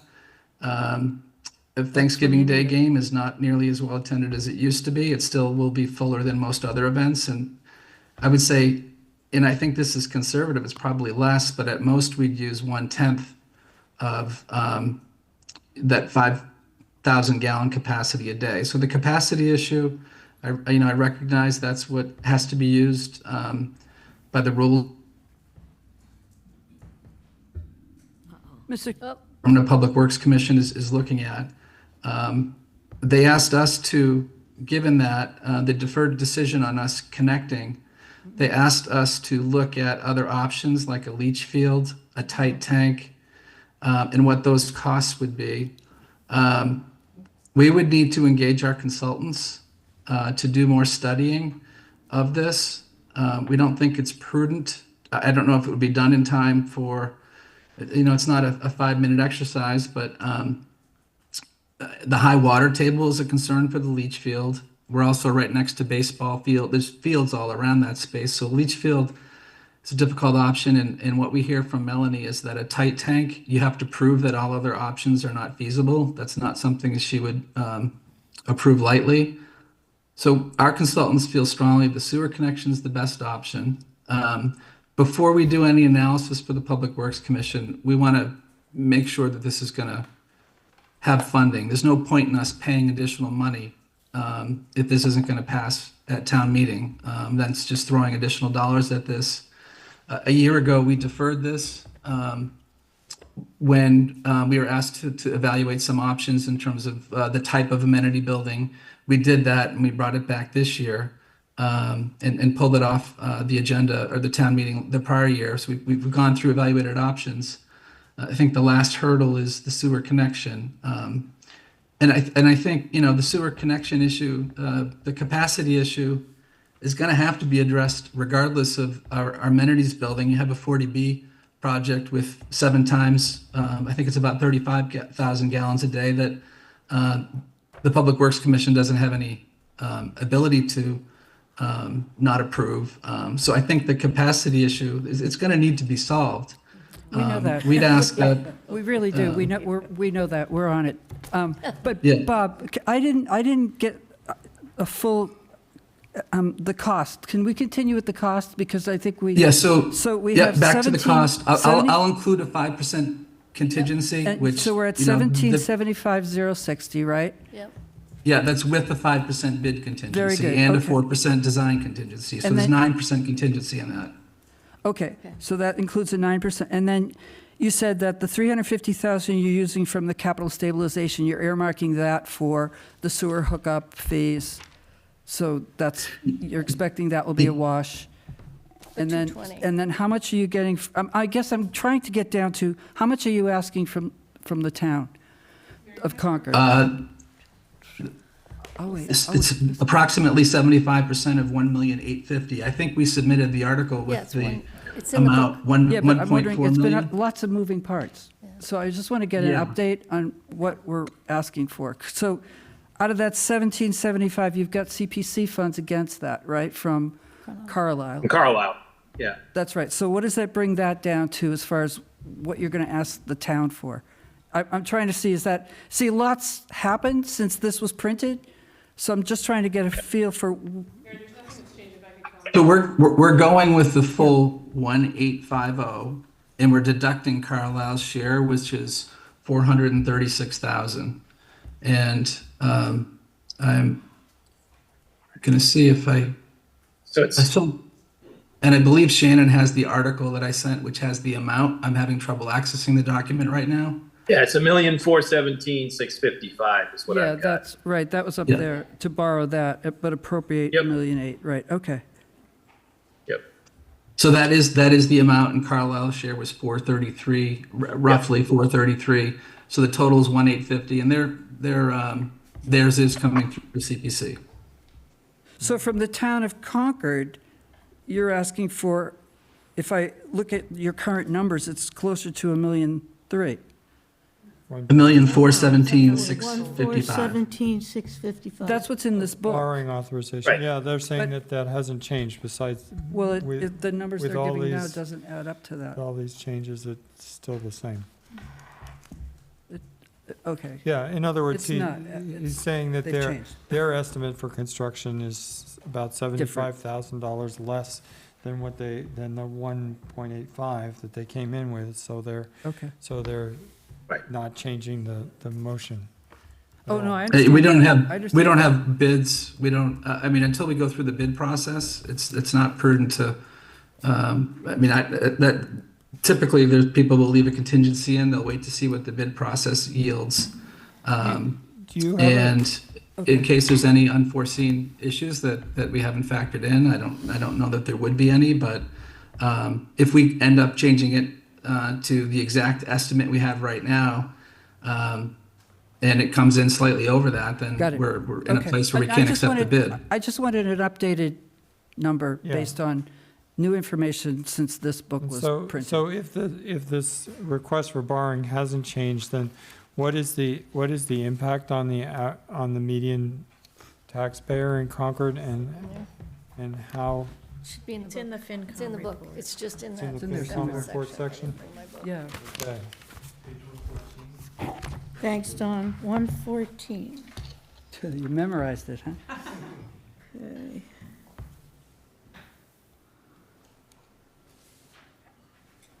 Hadn't gotten that far in the book just There you yet. 27. $27. There you go. And looks like 10-year financing. Okay, I have another question, and then I'll open it up to questions. So I think the other day at the CPC meeting, at the chair's breakfast, Julie, you mentioned that Carlisle's town meeting had just approved the CPC funding, and that CPC funding would expire. If you don't pass it, it expires in August. Yeah, that's not the way Concord CPC funding goes. Concord CPC funding, when we fund a project, we keep it open until the project is finished. Sometimes we keep it open too long. And I'm wondering, was that deliberate? I don't know, can't speak for the CPC. If Should come to Mike, yeah. So there's a couple things I think we need to just correct. So the sewer connection is not a part of the warrant, so I want to make sure that that's really clear. Yep. We have put that in, Bob's done the work to make sure that we have that in both capital stabilization or our capital or operating budget. That is separate from the warrant. So I want to make sure that that's clear. So what is in there has not changed. Okay, go I just want to make sure that's crystal clear. It's not changed, for all the reasons that Bob just mentioned. The second thing is the Carlisle CPC, if it's not going to be used this year for the project this year, it is going to be allocated for other projects that are happening in Carlisle. So it is either this year or, I don't know. But the biggest concern that I've heard, number one, is the accessibility is if we get a complaint and the state comes in and tells us we have to build amenities building, we're going to be sitting here and it's going to be forced on us. Then why haven't we put ADA compliant porta potties there? They're not working Well, then why don't we replace because them? of slope and a number of other reasons. But we've covered this, it's in the FAQ. It's in here. We've covered it in public meeting, we've covered it. I mean, it passed overwhelmingly positive in Carlisle. Okay, I'll open it up to other questions. Go ahead. Do you have anybody? No, I mean, I guess, you're right, nothing's changed. Yeah, nothing's changed. The only thing that's changed for me is sort of just the sewer Yeah. capacity. And so what I'm hearing now is the max cost for that hookup is $220. If I heard Bob correctly, Yep. I think that's what he said. Yep. There's capital stabilization of $350 that will then more than cover that, that's okay. Is there any risk that we can't do that hookup? I guess because that's what I'm concerned about. that's So the but if we can problem. approve this, if we approve it, how soon will we know that we can or can't do this project? And what's the alternative? I guess, yeah, well, that's the second. That's there what I'm an saying, like, so if alternative? we go through the Right. whole process and it comes out that there's some kind of a roadblock, to Bob's point, I mean, there's a sewer connection, there's a sewer, bigger Yeah, picture yeah. here on capacity. We're gonna work with it, Bob's gonna go through it, we're gonna talk to everyone that we need to talk through. The biggest thing is we're not gonna do that if we don't have approval. If for some reason everything gets shut down, then we return the money, we don't do the project. But we need the approval to move forward. So if we get the money and we start pursuing the project like we would like to have an ADA compliant restroom facility at the campus, great.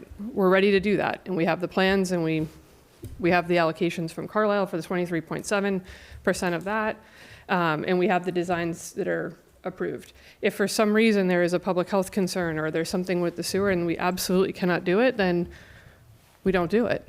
But I don't see anything that we cannot overcome to get this done from the conversations that we've seen. And that's why we voted for it, Finance Committee voted for it, and why the Carlisle CPC and the town meeting all voted it forward.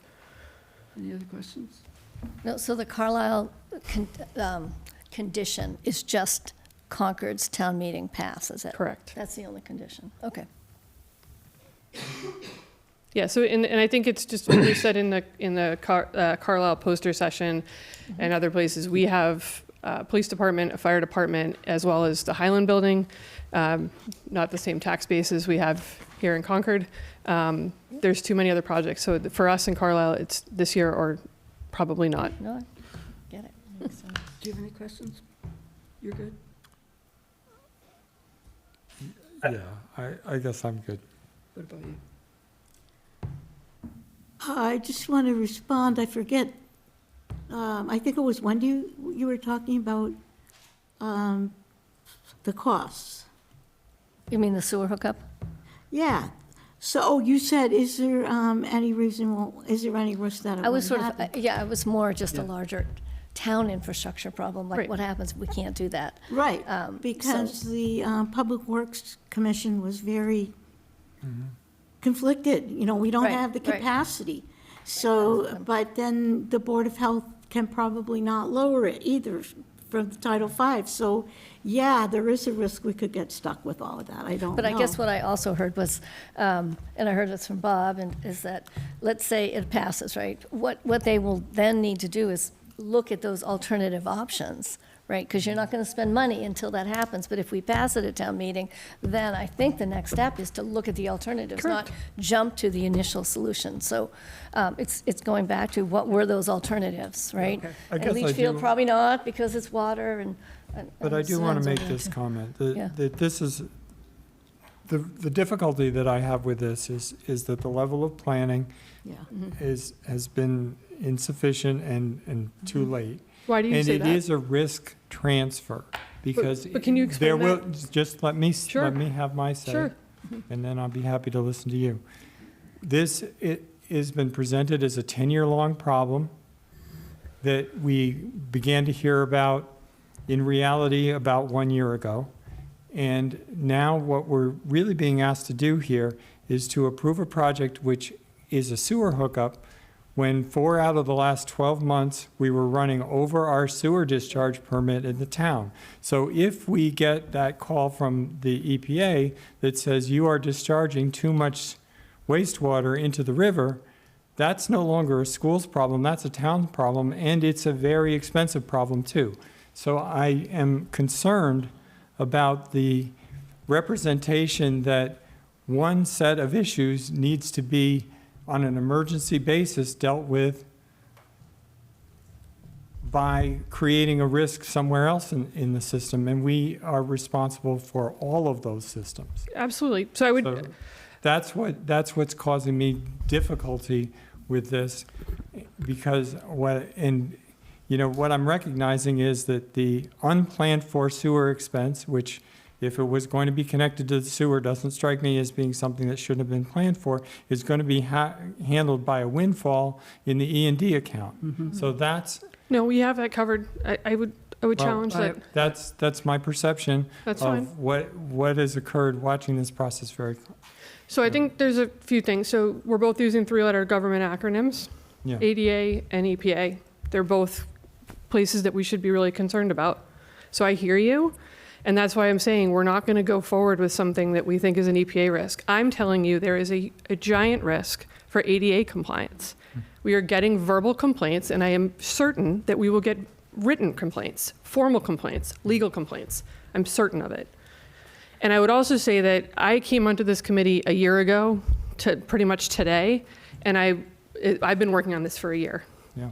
So it's been longer than a year.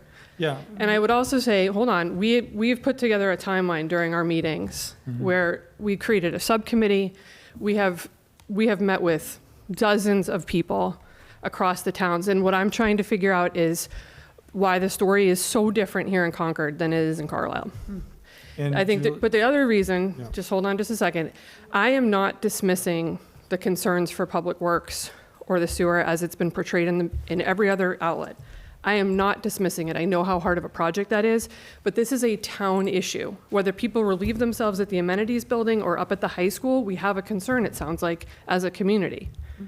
So why would we delay something that is going to open this up from an inclusivity and access standpoint where we're getting complaints that people in wheelchairs are being carried to the bathroom? I just can't understand that.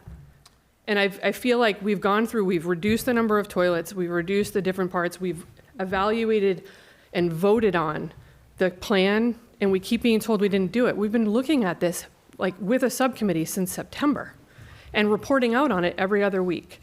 So I'm challenging everyone to how hard you're pushing us on this, because we've asked for rec funds, CPA, ARPA, DEI, and we're gonna probably bring something around free cash because we just spoke about that today. So I'm not trying to be defensive. I get the same questions, and I'm starting to question if people just don't like what they're hearing or if they really have concerns. I think we really do have a concern about wastewater capacity in the town. I totally understand that, Right. but I feel like it's being completely targeted just to this project. And I'm saying, I agree with It's the. not. It is I absolutely understand. not. Fine, It's not. that's fine. It's But I also like, I've said this before, I am on board with the environmental impact. You can check my resume. I have great interest in that. I am not looking to cause a problem. But I also have concerns about ADA. So let me make this comment too. I really appreciate the way you personally have advocated for this and made yourself present and taken on this issue on behalf of the school committee. I commend you for your efforts, and I recognize the passion.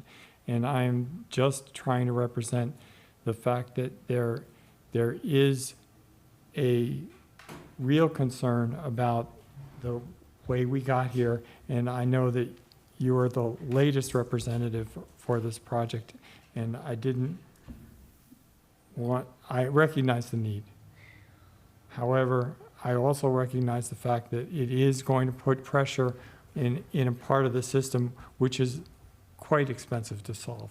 And I hope we can be a part of figuring that out. I mean, Bob's been meeting, I see he has his hand up, so I certainly, don't want to add to it, but like I said, my job is to protect the school district and ultimately the towns.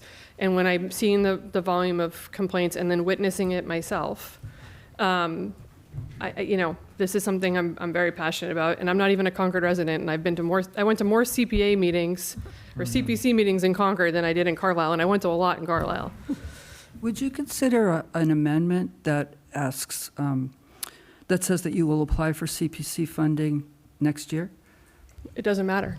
I can't do it because of Carlisle, but I will consider amending for free cash, and we are going to talk about it on Friday's school committee Slow down meeting. a second, slow down. Why can't you do it because of Carlisle? If we're moving ahead and saying, there's an amendment saying we're going to apply, we might not get it, but we're going to apply. Wouldn't But then we Carlisle lose see the- that as movement? No. What is Carlisle saying? You have to spend it by a certain date? No, we need approval at the Concord town meeting. And you would get approval. You'd get approval contingent upon applying. But we've been told at the CPA meeting, we cannot, nobody's going to approve as a contentious. I don't think that's ever been done before. Well, we don't know, and you could apply, right? You could apply and find out, right? Well, we did that, Mary. I mean, No, you didn't apply, actually, right? Well, we can talk that's about not that as true. well, They did. but I think I did apply. I did apply. We did do a What formal happened? application, What and it happened? was denied. Okay. Right, it No, was an at- off-cycle review. Out of cycle, though, right? Right. Out of cycle, but again, from a precedent standpoint, and this is what I'm struggling with. Okay, is wait, slow down a second. Why, We let's did, go in back to my February, original we question. did something, we had an application that we submitted to the CPC in Concord. And it was to be considered for an off-cycle review, and it Right. was denied. It was denied. Because it was out of cycle, not because of... Off-cycle. Okay. Right, but not because of the content of not because of what you were asking for. Correct, but again, if you look because- at the bylaws, we are able to submit something off-cycle. It is a choice of the Concord CPC if they want to That's right. consider it. That's right, That's that's right. right. But I just want to be clear For that... unprecedented reasons, and I would say the tax bill right now is unprecedented. Cameron's been wanting to get in. Okay, go ahead, Cameron. Yeah, so, I mean, just a couple of thoughts. Like, I mean, the sewer thing's a real challenge, but it's not a challenge that, I mean, no matter how you did this, the sewer hookup's gonna be a challenge, right? You know, I think looking at how you sort of can limit that, I mean, having an event at the high school fields, I would argue is maybe less sewer capacity usage than what the high school uses during a normal day, but that's for the public works to sort of go through and decide. You know, the CPC, I mean, it's a shame on the CPC that they didn't consider this as an off-cycle thing, because by definition, this project, literally one town has to be off-cycle, right? Because they're on different cycles. I would maintain the CPC could still meet before in town meeting and approve something for this year, but they don't seem to be unwilling to take that up. So I think a lot of this is just kind of, you know, at the end of the day, this is a project that needs to happen. It needs to get done, and we've got to find a way to fund it. We've got to find a way to make it happen.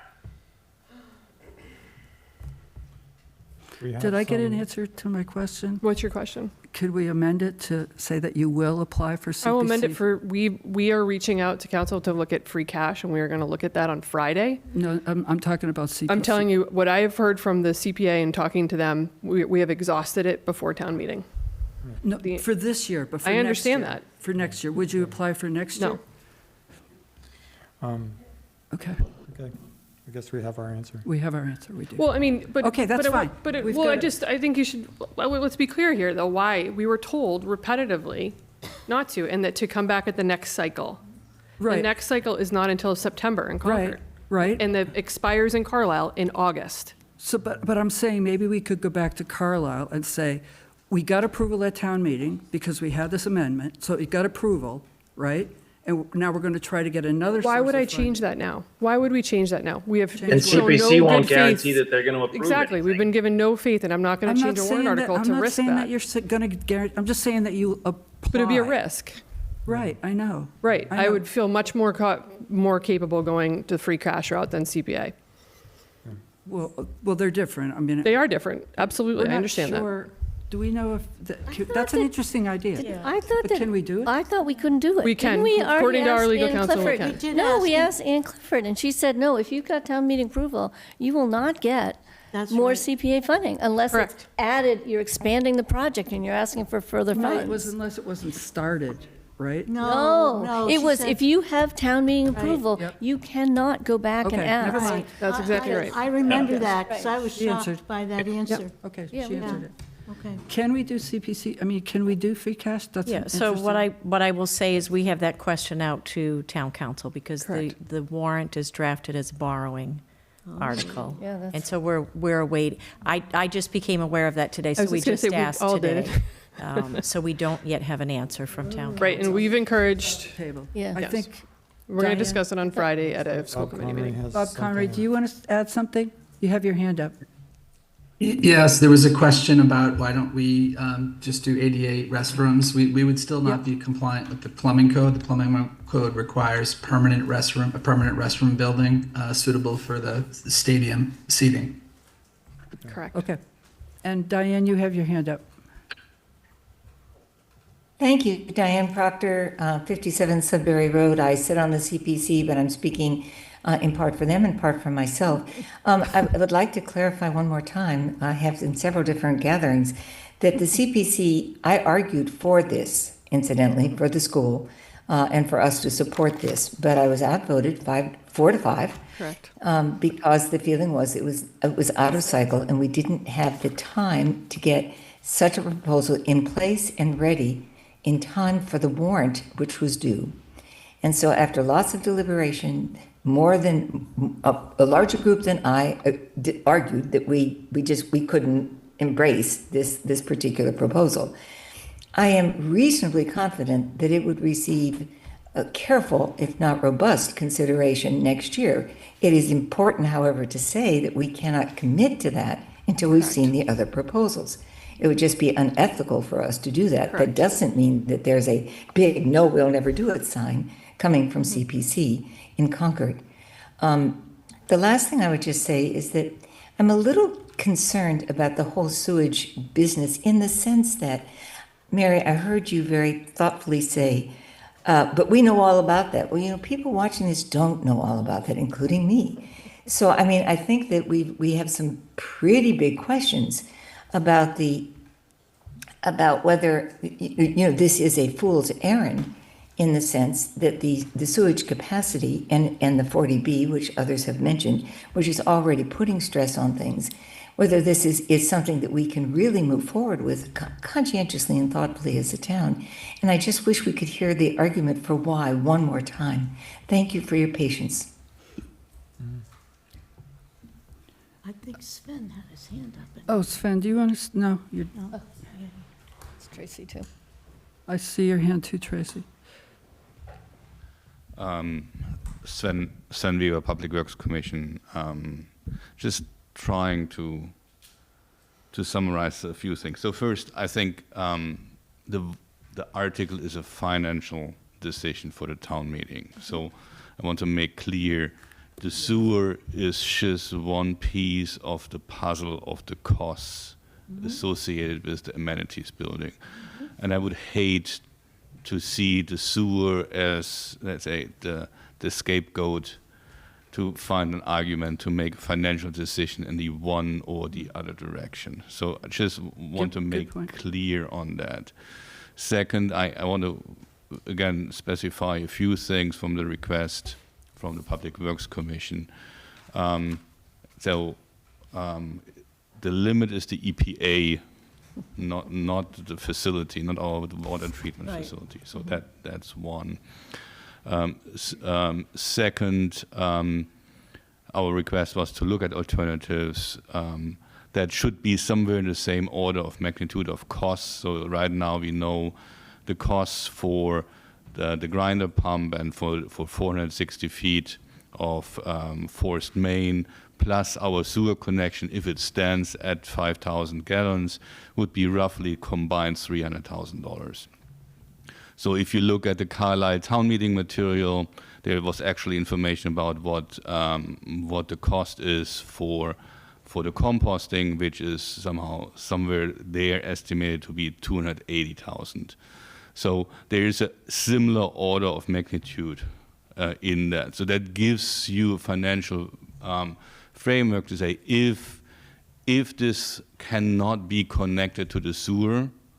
So there is already a number out there, at least what I saw in the Carlisle material, of $280,000, which is combined a similar cost block. So the financial risk is the same kind of order of magnitude. Having, say, that as a fallback. Yeah. I would really see that as a financial fallback. Okay.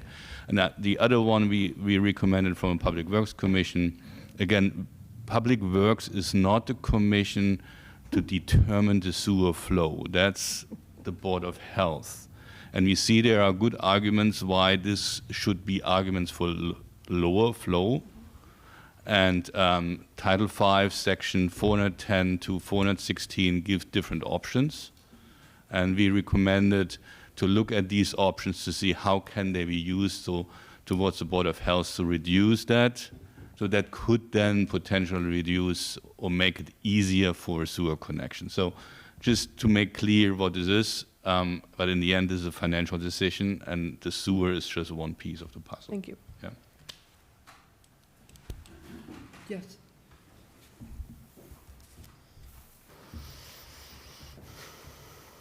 Sorry, Tracy Morano, 39 Partridge Lane, member of the school committee, but speaking on behalf of myself.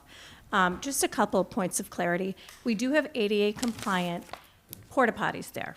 Oh, you do? We do. Yes. And I think what people need to understand is, and I understand it very well, my mother-in-law, who's no longer with us, was in a wheelchair for 30 years.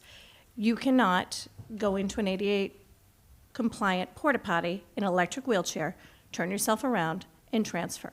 That's something that we feel as a school committee, actually, I should just speak on behalf of myself, we shouldn't have to keep explaining what it takes for people to use the facilities. It's a basic need that people have.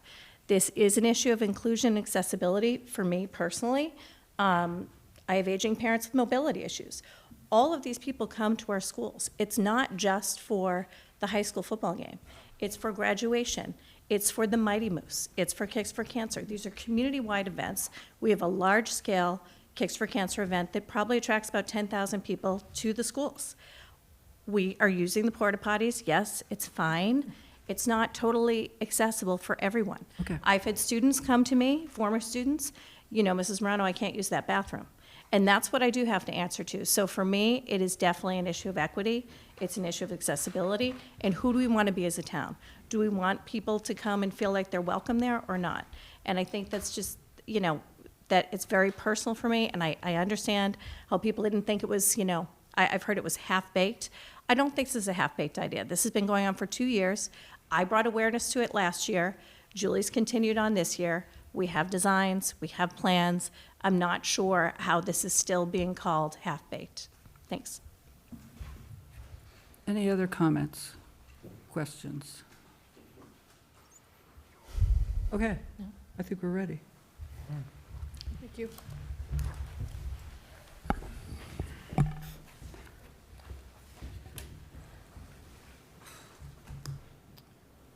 Move we recommend affirmative action on Article 13. Second.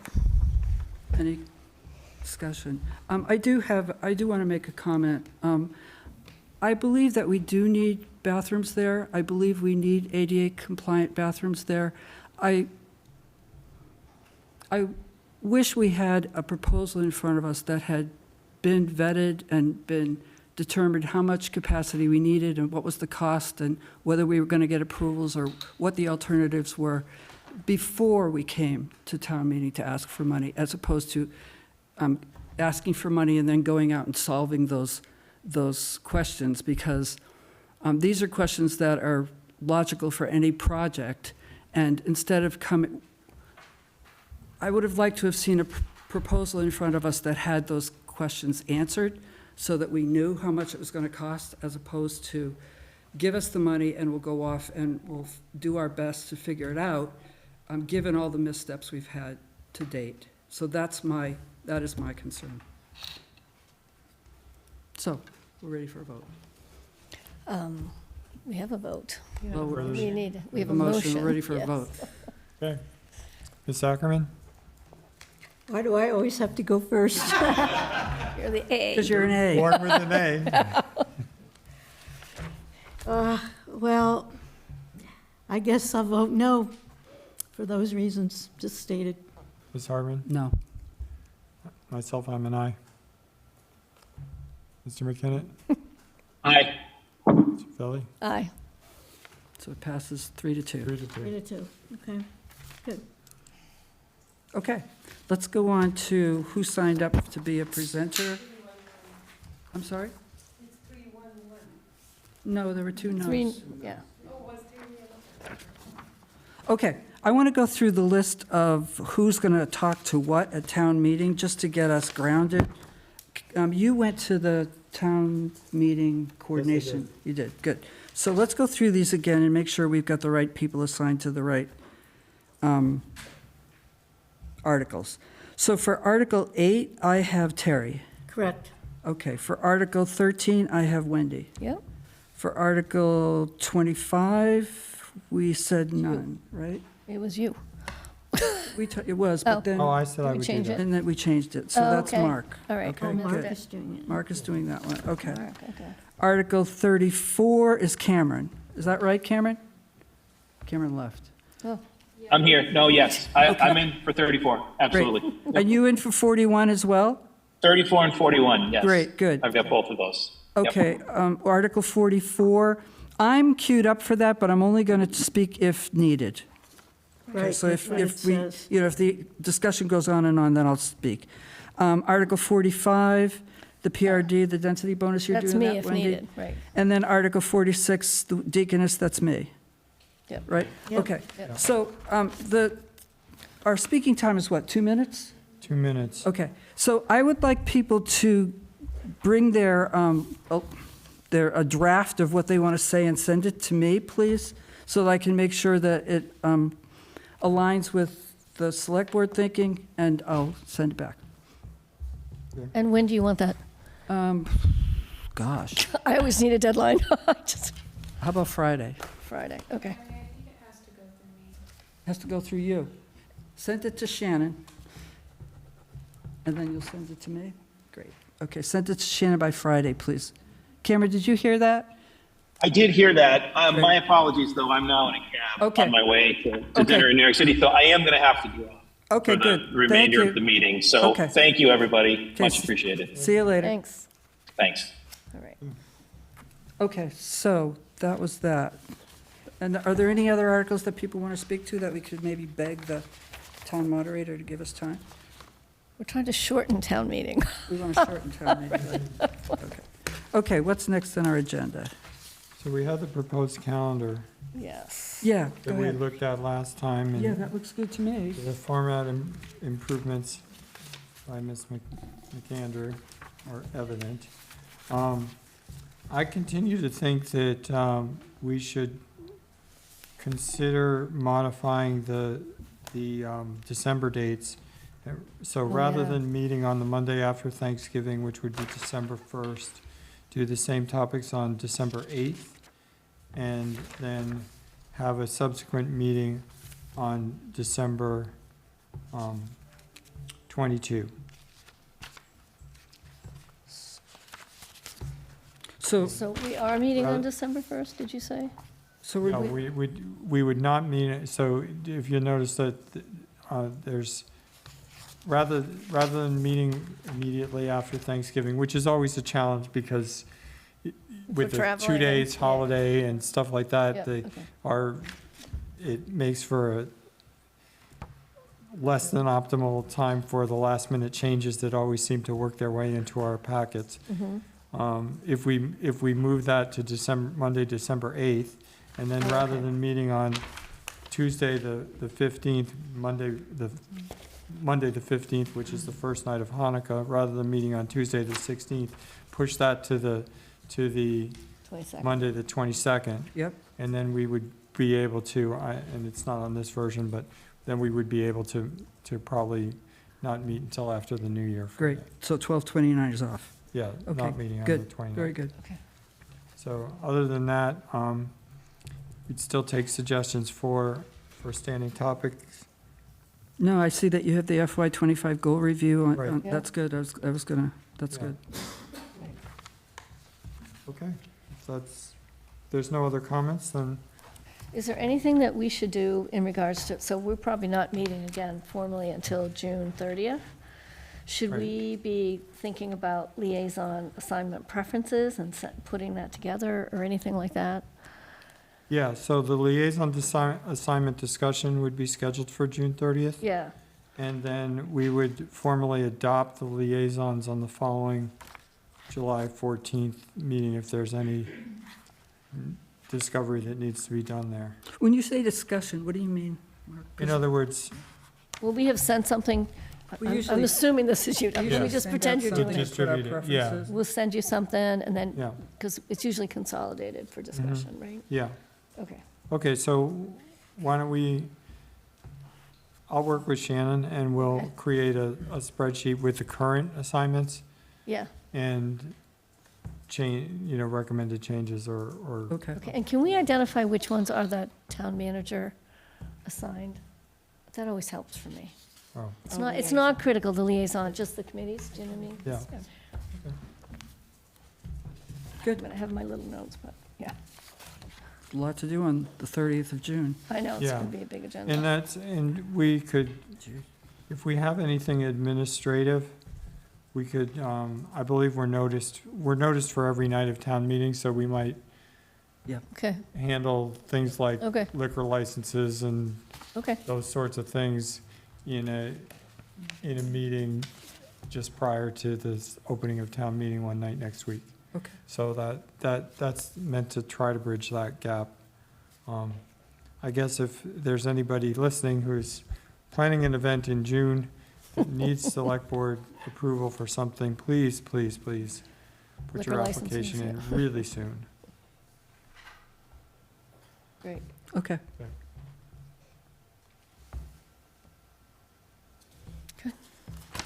Okay, next on the agenda is, I don't have my agenda.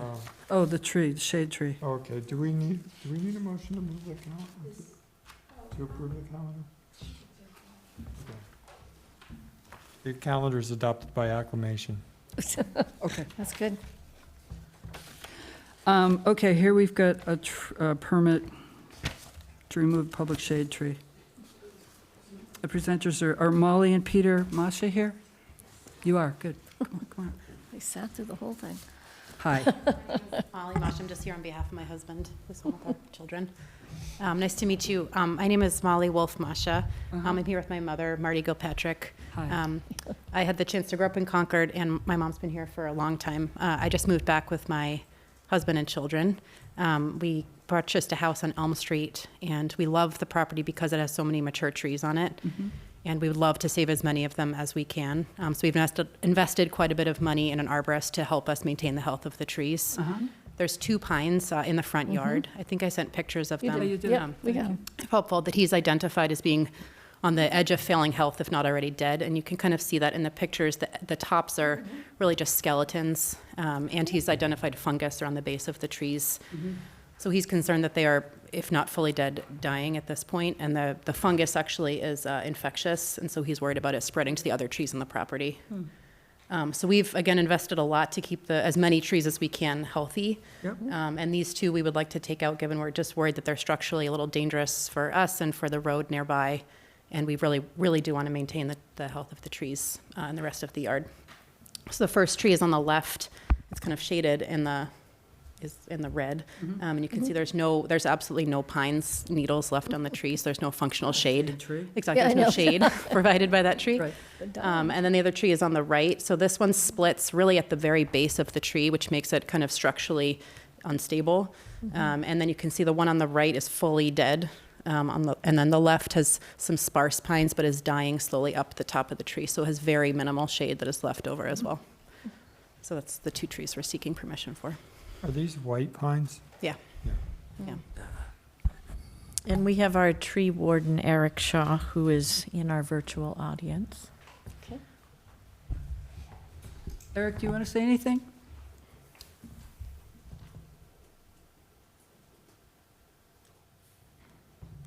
Well, he's unmuted, so Eric? here he is. Sorry, my lighting's really bad. Give me 1 second here. Are you outside? Yeah, that helps. Yeah, I guess so. There you are.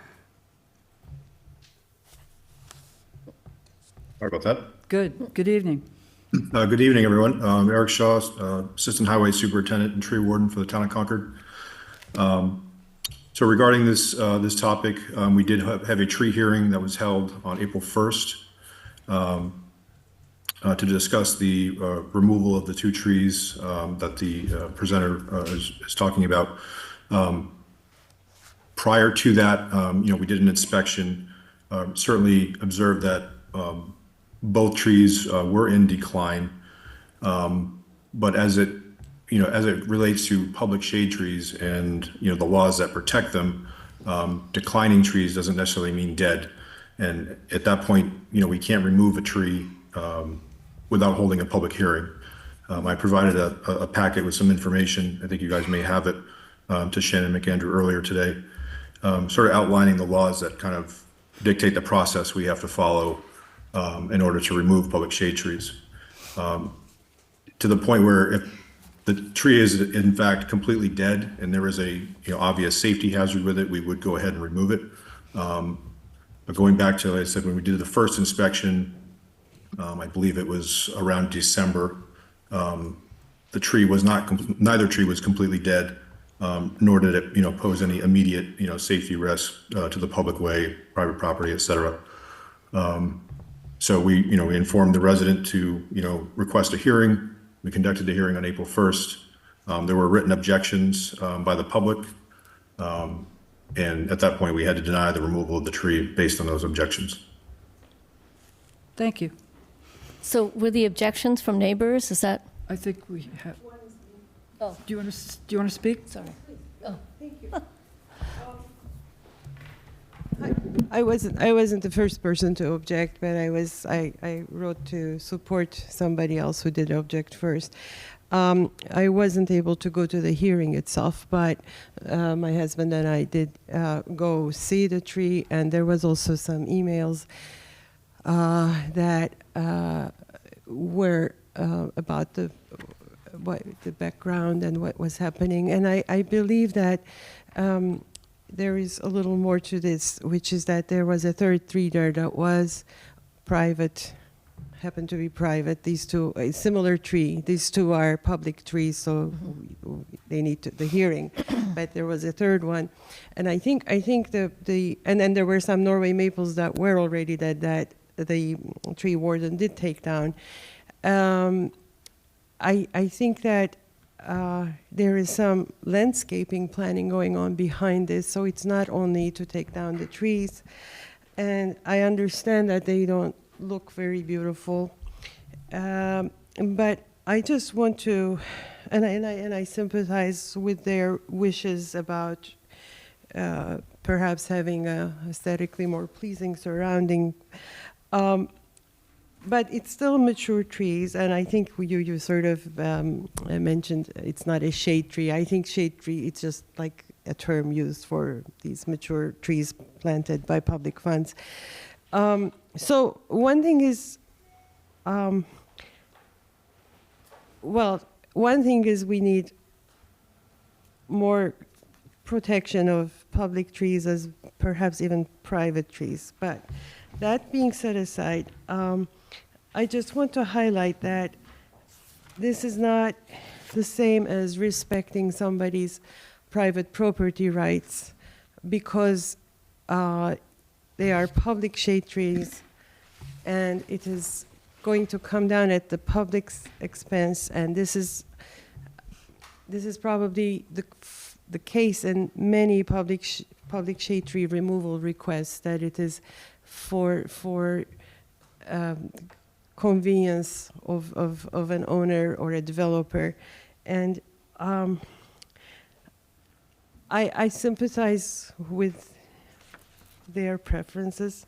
So this is not really to pick on anybody personally or anything, but that not to take lightly the fact that public shade tree removals are not the same as allowing somebody to do XYZ on their property, and that it's happening at the public's expense. And someone just mentioned that some communities actually require that the owner pay for the removal of such removals. We don't have such a regulation in Concord, but it might be something to consider.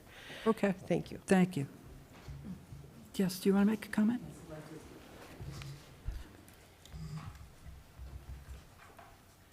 Good evening, everyone, and thank you for taking the time to listen to this. I'm Martha Gilpatrick. I also live at 401 Elm Street. And I will just point out that last winter, a tree that was in very similar condition to this one, half of it did fall. Fortunately, it did not land on our house. It did not land on our neighbor's house. It landed in our shrubbery. But we do not want this happening in the future, and having this could land on the wires on Elm Street. It could happen on, it could block the road. It's there, it's just not in safe, it's not in safe shape. And our tree guy did come and take that one down. Thank you. Did you want to say something else? Yeah, I would just point out, the desire to remove it is not cosmetic on our end. We are trying to maintain as many trees as we can. It's really for the safety of the property and those around us. And we did talk with all of our abutting neighbors who don't have any objections with removal of the trees. Great. Okay. Any other questions from the board? It looks like we have one comment from someone online, Oh, we John do. Smith. John, do you want to make a comment? Yeah, hi. My name's Jonathan Smith, Upland Road in Concord. Yeah, I raised an objection about this. One of the main reasons is that it really is the call of the tree warden whether a tree poses a danger or not to the public. And so to make kind of assertions that this can fall any minute, I think the tree warden can probably be able to tell whether this is an immediate threat to the public or property. And so, this is a public shade tree, so it's owned by all of us in Concord, and I don't think we want to take lightly the removal of trees that belong to all of us in our town. They beautify the town, they beautify the streets and the neighborhoods, and they do all sorts of, they provide all sorts of benefits to the environment and to our, clean air they reduce noise pollution and dust. And so I just want to, move cautiously with removal of public shade trees. And granted, these aren't the best looking specimens in town, but it seems right now, based on what Eric Shaw was saying, that they don't really pose an immediate threat to property or a person. So that's why I objected, and that's why I continue to object. So thank you. Thank you. Any other questions, comments? So I looked this up on Street View. I haven't been by there, at least not noting exactly where 401 is, but it looks like there's quite a cluster of sort of wild or near wild pines that grew up along the road, and I assume that there's still at least a dozen trees or so in that area, and these are probably at best volunteer white pines that have grown up over time. And so we're talking, and do you guys have a U-shaped driveway? Is that what you have? Yes. Yeah, it goes on, and it's between those, near the mailbox? Yeah. Yeah, okay. Looks like Google captured the tree we're talking about. It looks very similar to the picture. Google. But, Out on Google. you know, I also recognize the value of public shade trees, but I also recognize the unpredictability of white pines in our community. They are very soft, and once they get to be, a good 60 feet tall, like these look like they are, they have splits in them and rot. They are a concern, and I know that on my property I have removed a number of them, even the one that landed a chunk of itself on my head one year in 2008.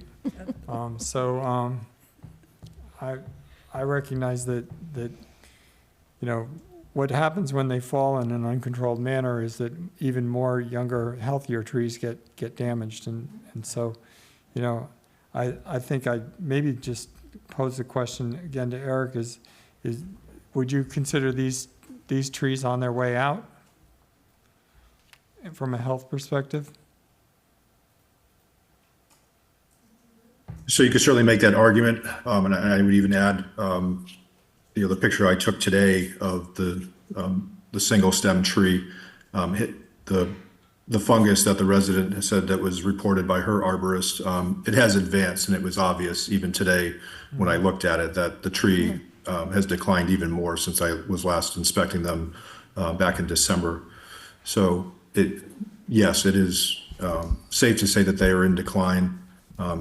There is a stand of other pine trees that these are associated with that are in much better health than these two. But again, as part of the process for public shade tree protection, they're technically not dead, and we have to treat them as healthy living trees based on that. Understand. Thank you. Right. Well, and it also sounds like by the nature of the disease, it can spread, Yeah. right? So removing them sooner than later might actually be advantageous to that local environment. So, Okay. Okay, we're ready for a motion. We didn't have a hearing going, so I guess this was. oh, It wasn't a hearing. It's Move not to a hearing. move to approve the permit to remove, is it two? Two, yeah. Two public shade trees located at 401 Elm Street. second, Okay, all in favor? Aye. aye. Okay, and I'll just note that we no longer need a roll call since we don't have a member Right. attending virtually. Okay, thank you. Great, thank you very much. Thank you. Thank you. Okay, Carrie, you're going to talk to us now about the,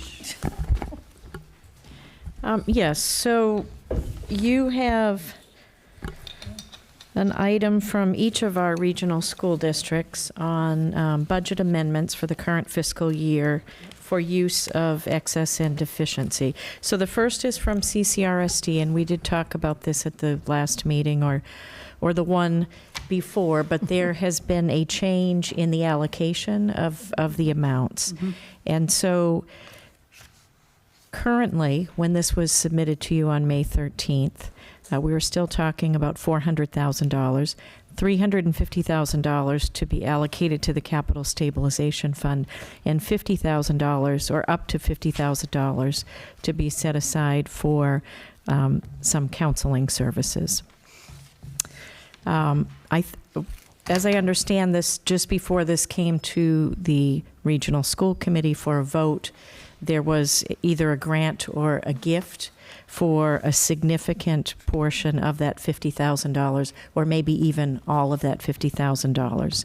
And so the vote that the school committee took was to still the $350 to capital stabilization, up to $50,000 for the counseling, but to the extent that that money wasn't needed for counseling, that it be directed to the capital stabilization fund. The last time we talked about this, we talked about the process and that it is not uncommon for a regional school district to come to you with a request to use their E&D fund to make a budget adjustment, and that the select board can either just accept it or you can direct it to town meeting action, but town meeting action has to occur within a specific period of time. So when you talked about this the last time, you accepted it. We talked about the process, you accepted it, you didn't direct it to town meeting. So this is just an update in how the funding would be directed under this particular request. So there's no motion or vote or anything, right? Well, I think did we take a vote last time? We moved to accept it. I think we did to accept it. Should we I move think to accept this new allocation? I think so. There's no question about Okay. what happened. It would be helpful. So do you want to make a motion, Mark? Or do we Yeah, want to, is there a I do have discussion? one question. I noticed that in the reading ahead, the Minuteman School District, while they were recognizing that they were also not, or choosing not to make an OPEB contribution, they noted the status of their OPEB trust fund at 1.7 million versus a unfunded liability of 22 million. Do we know the status of the region's OPEB? I know it's 60% funded. 60%? Yeah. So Bob it's- Conry oh, is but still Bob's- here, and he has he's his got his hand hand raised, raised. yeah. Bob, please, can you help us? We're the second highest funded in the state for a regional school district at 60%. Great. Thanks. I actually read the Minuteman Regional that they were going to transfer some already appropriated operating budget and direct that towards their OPEB. Yeah. They have a long way to go. So I think, before I go into that Right. further, I think you Yeah. were Yeah, Okay, let's I'm do sorry. the Yeah. CCR state. Okay. Move that we accept the memo detailing the FY25 operating budget transfer for the Concord Carlisle Regional School District, I think it's Second. excess E&D. excess E&D Yeah. fund use. Right. Second. All in favor? Aye. Aye. Very good. Okay, you want to Okay, so the next is from the Minuteman Regional VOTEC, and they are looking to direct $424,095 from their certified E&D fund, their fiscal 24 certified E&D fund, to their capital stabilization fund. So again, it is considered a budget increase or a budget adjustment, but it is allowable under Mass General Law for regional school districts. Do you have a question at all about that, Mark? No. And the only thing that's different here is that there's a certain percentage of the towns that they want to hear from, right? Is that true? We're the Something last, about aren't we? We're the two-thirds. Are we the last? last?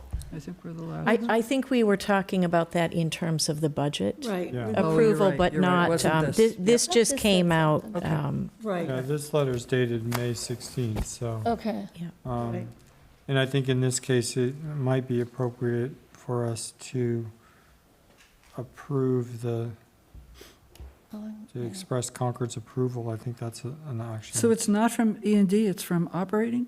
No, so there are two items mentioned in this Yeah. communication. One is a request to use $424,095 from E&D. And the other is just, the way I read it, a note that they're going to reallocate existing budget in fiscal 25 Okay, to their OPEB trust fund. got it. FYI, right? Okay. Okay. Yeah. Yes, FYI.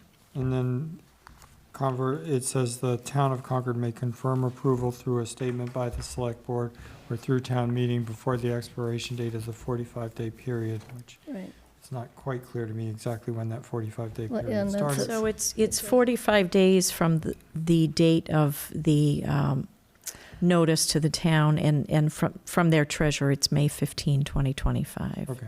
But they won't take action until they've heard positively that it's been endorsed by 2/3 of the member towns. That was what I was remembering. Yeah. So we should vote. I'm going to Yes, we should make a vote. motion that we endorse the budget actions for the Minuteman Regional Vocational Technical School District Second. FY24 E&D transfer and OPEB contribution. Second. All in favor? Aye. Aye. Very good. That was easy. Okay, next thing is the chair's report. I don't have much to say. All I really want to say is that tonight is Terry Ackerman's last night in a broadcast. Geez, I didn't even, I Broadcast meeting. forgot about We might that. have meetings again at town meeting, but this is the last time you'll be here with the cameras on. So I wanted to thank you for your years of service. I always know when the meeting starts because you come in right on time. Right. I've always appreciated the questions that you ask and the perspective that you bring, so I want to thank you. That's great. Thank you, everybody. Yes, thank you.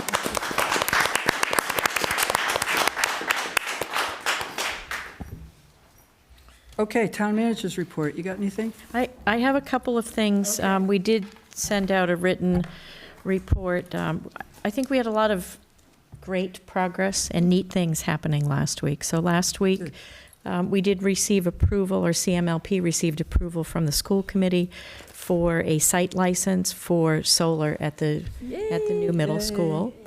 And there's some information in the report about that. So under the neat things that happened last week, Deputy Town Manager Megan Zamuto hosted her first podcast. We did send that around. I think it's up on the website. What's it about? It's, do you want to tell us about? It's very good. Megan has a great podcast voice. This first one was an interview with the town moderator about all the new and exciting things about town meeting this year. Oh, that's great. And we're hoping to cover all sorts of topics to try to communicate different ways, all the great work that staff and volunteers and the community is doing. That's great. Very good. Yeah. So that was really, if you haven't had a chance to listen to it, I think it was 28 minutes or so. It really was very good. And the moderator's enthusiasm about everything related to town meeting is impressive. Where can the public find that? Is it, Megan, is it on the, advertised on the But where? website? Yep, it's Where on is the it? town website.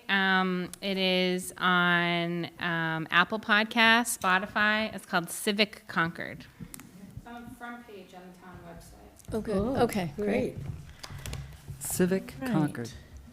Very good. Yes. We could change the name if we don't like it. No, it's fine. I just was trying to remember it. I'll tell you what I want. We wanted to name it Concord Connected or something like that, but Carlisle has that. I think it's Carlisle Connection or something like so. Yeah. We had to go in a little bit of a different Yeah, direction. okay.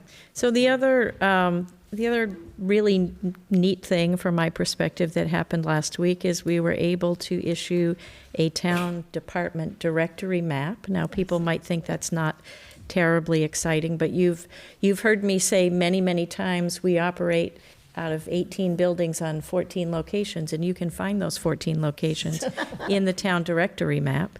There is a QR code for each of the buildings that will identify what activities take place in those buildings, and we think that it has, it will aid both internal and external customers, Have specifically. a kids scavenger hunt for this. Oh, Could do, we That's a could good do idea. that. It's called a building permit. Oh, I'm sorry. I think, it's important as we are looking at highest and best use of town properties that we keep in mind that we do operate out of 14 different locations, and there's a inherent inefficiency that comes with being so spread out across town. So I wanted to mention that, and I think that's it. How There are a do few we see that? How do we get to that? also on the website.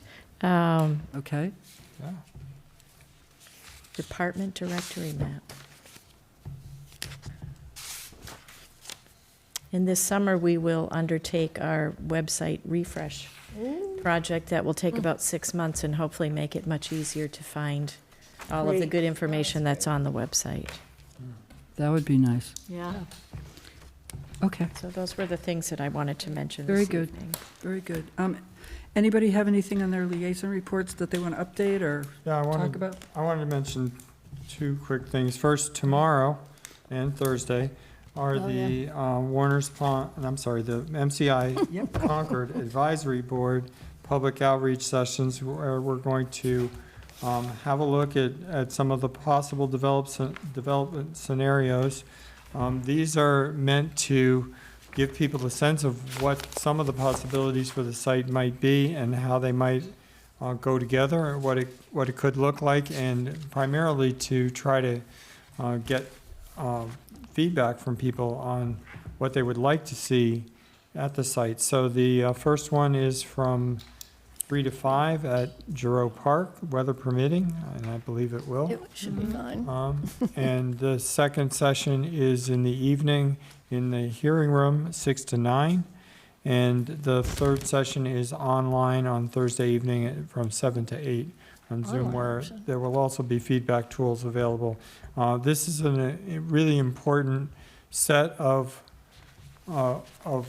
ideas that are coming out, and if you can't attend any of those sessions, then please check mci-concord.org for a way to get familiar with what these scenarios look like and give written feedback through the survey tools on there. So the MCI Advisory Board is working very hard to try to meet the June 30th funding expiration deadline for our consultant work. And so if you can give this some attention this week, that would be very much appreciated on their part. Hey, Mark, can I ask Yes. a quick, sorry, go ahead, Shin. Did you say the evening session was here? No, it's online. Oh. No, here, you did, in the hearing room. Yeah, you said it was here. Both the in-person sessions are at Giroux, and then Thursday is online. Right, but, so Oh, Giroux is in the tomorrow night evening? It's not here. 6 to 9 is also 6 at to Giroux. 8, 6 to 8 at Giroux. Okay. Stand corrected. So, Mark, I actually just had a question about, What? Go ahead. Yeah, Yeah, it's that was, posted wrong, it's got the wrong time. so we'll definitely double check that if you're planning on the evening session, which is the one that I was mostly going to.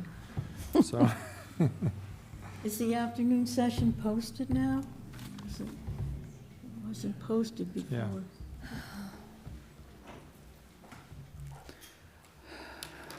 Anyway, what was the other question while we double check that?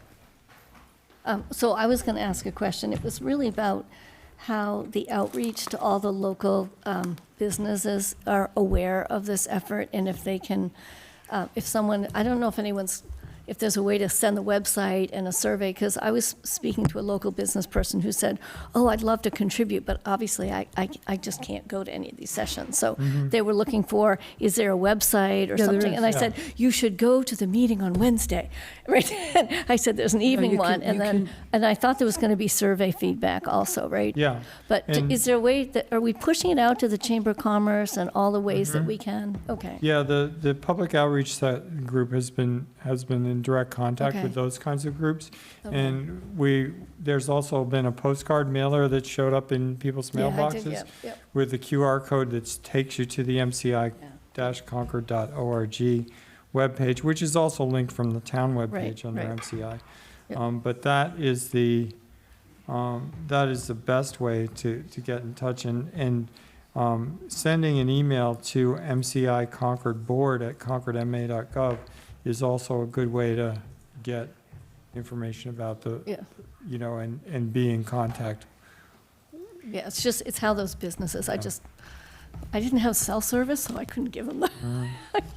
Okay. Into- And the second thing I wanted to mention just quickly is that the Warner's Pond Task Force did meet in the last week, and as expected, we discussed the 3 proposals, and there was agreement to support going forward a recommendation of the recurring adaptive management plan, which is not dam removal and not dredging, but an effort to manage the pond through goal setting and stakeholder management process. So that will be developed further into a report, which is expected at our final meeting, which is on June 12th, I believe.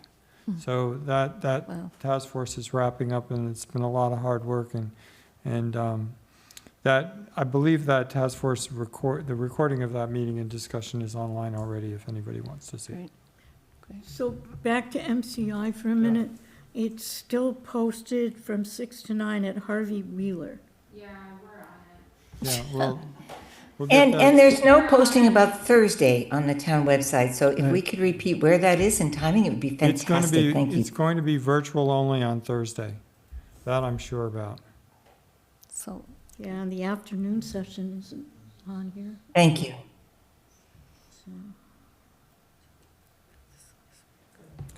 all right, well, while people are doing that, Mary, I do have sort of two updates. I was out last week, but I did get an update. The Climate Action Committee met last week, and they're starting to do planning around the hiring of the consultant and the update to the climate action plan, and they're assigning leaders to each section. So they're trying to get organized on how to manage this process as efficiently as possible. So that's really good. And they're also expecting, and Megan, you can correct me if I'm wrong, looking to look at the RFP process and how to engage committee and community sort of stakeholders in the process this time around. So I'm trying to get people engaged, which is good. The other thing is I did attend the Energy Services Contract meeting that was last Tuesday, so I missed the planning board and school committee, which I thought was a great session. The RFQ has been put together. It's been modified to take sort of the standard contract, which is really typically focused on energy savings, but they've also incorporated emission savings throughout the whole RFQ. Looking, when we do an audit, we'll look at sort of potential energy savings, but also emission savings, and looking at alternatives. So they've done a really nice job incorporating that ask of the Climate Action Committee. It will be sort of a new thing because the standard contract doesn't have emissions in it. So they're going to send this revised RFQ to DOER for approval. That'll take 2 or 3 weeks. So we'll wait to hear back what happens with that. So, but it was a really good meeting. So moving forward, it's great. Good. Great team. Very good. Good. That's it. Okay, move to adjourn? So moved. So moved. Great, thank you. Okay.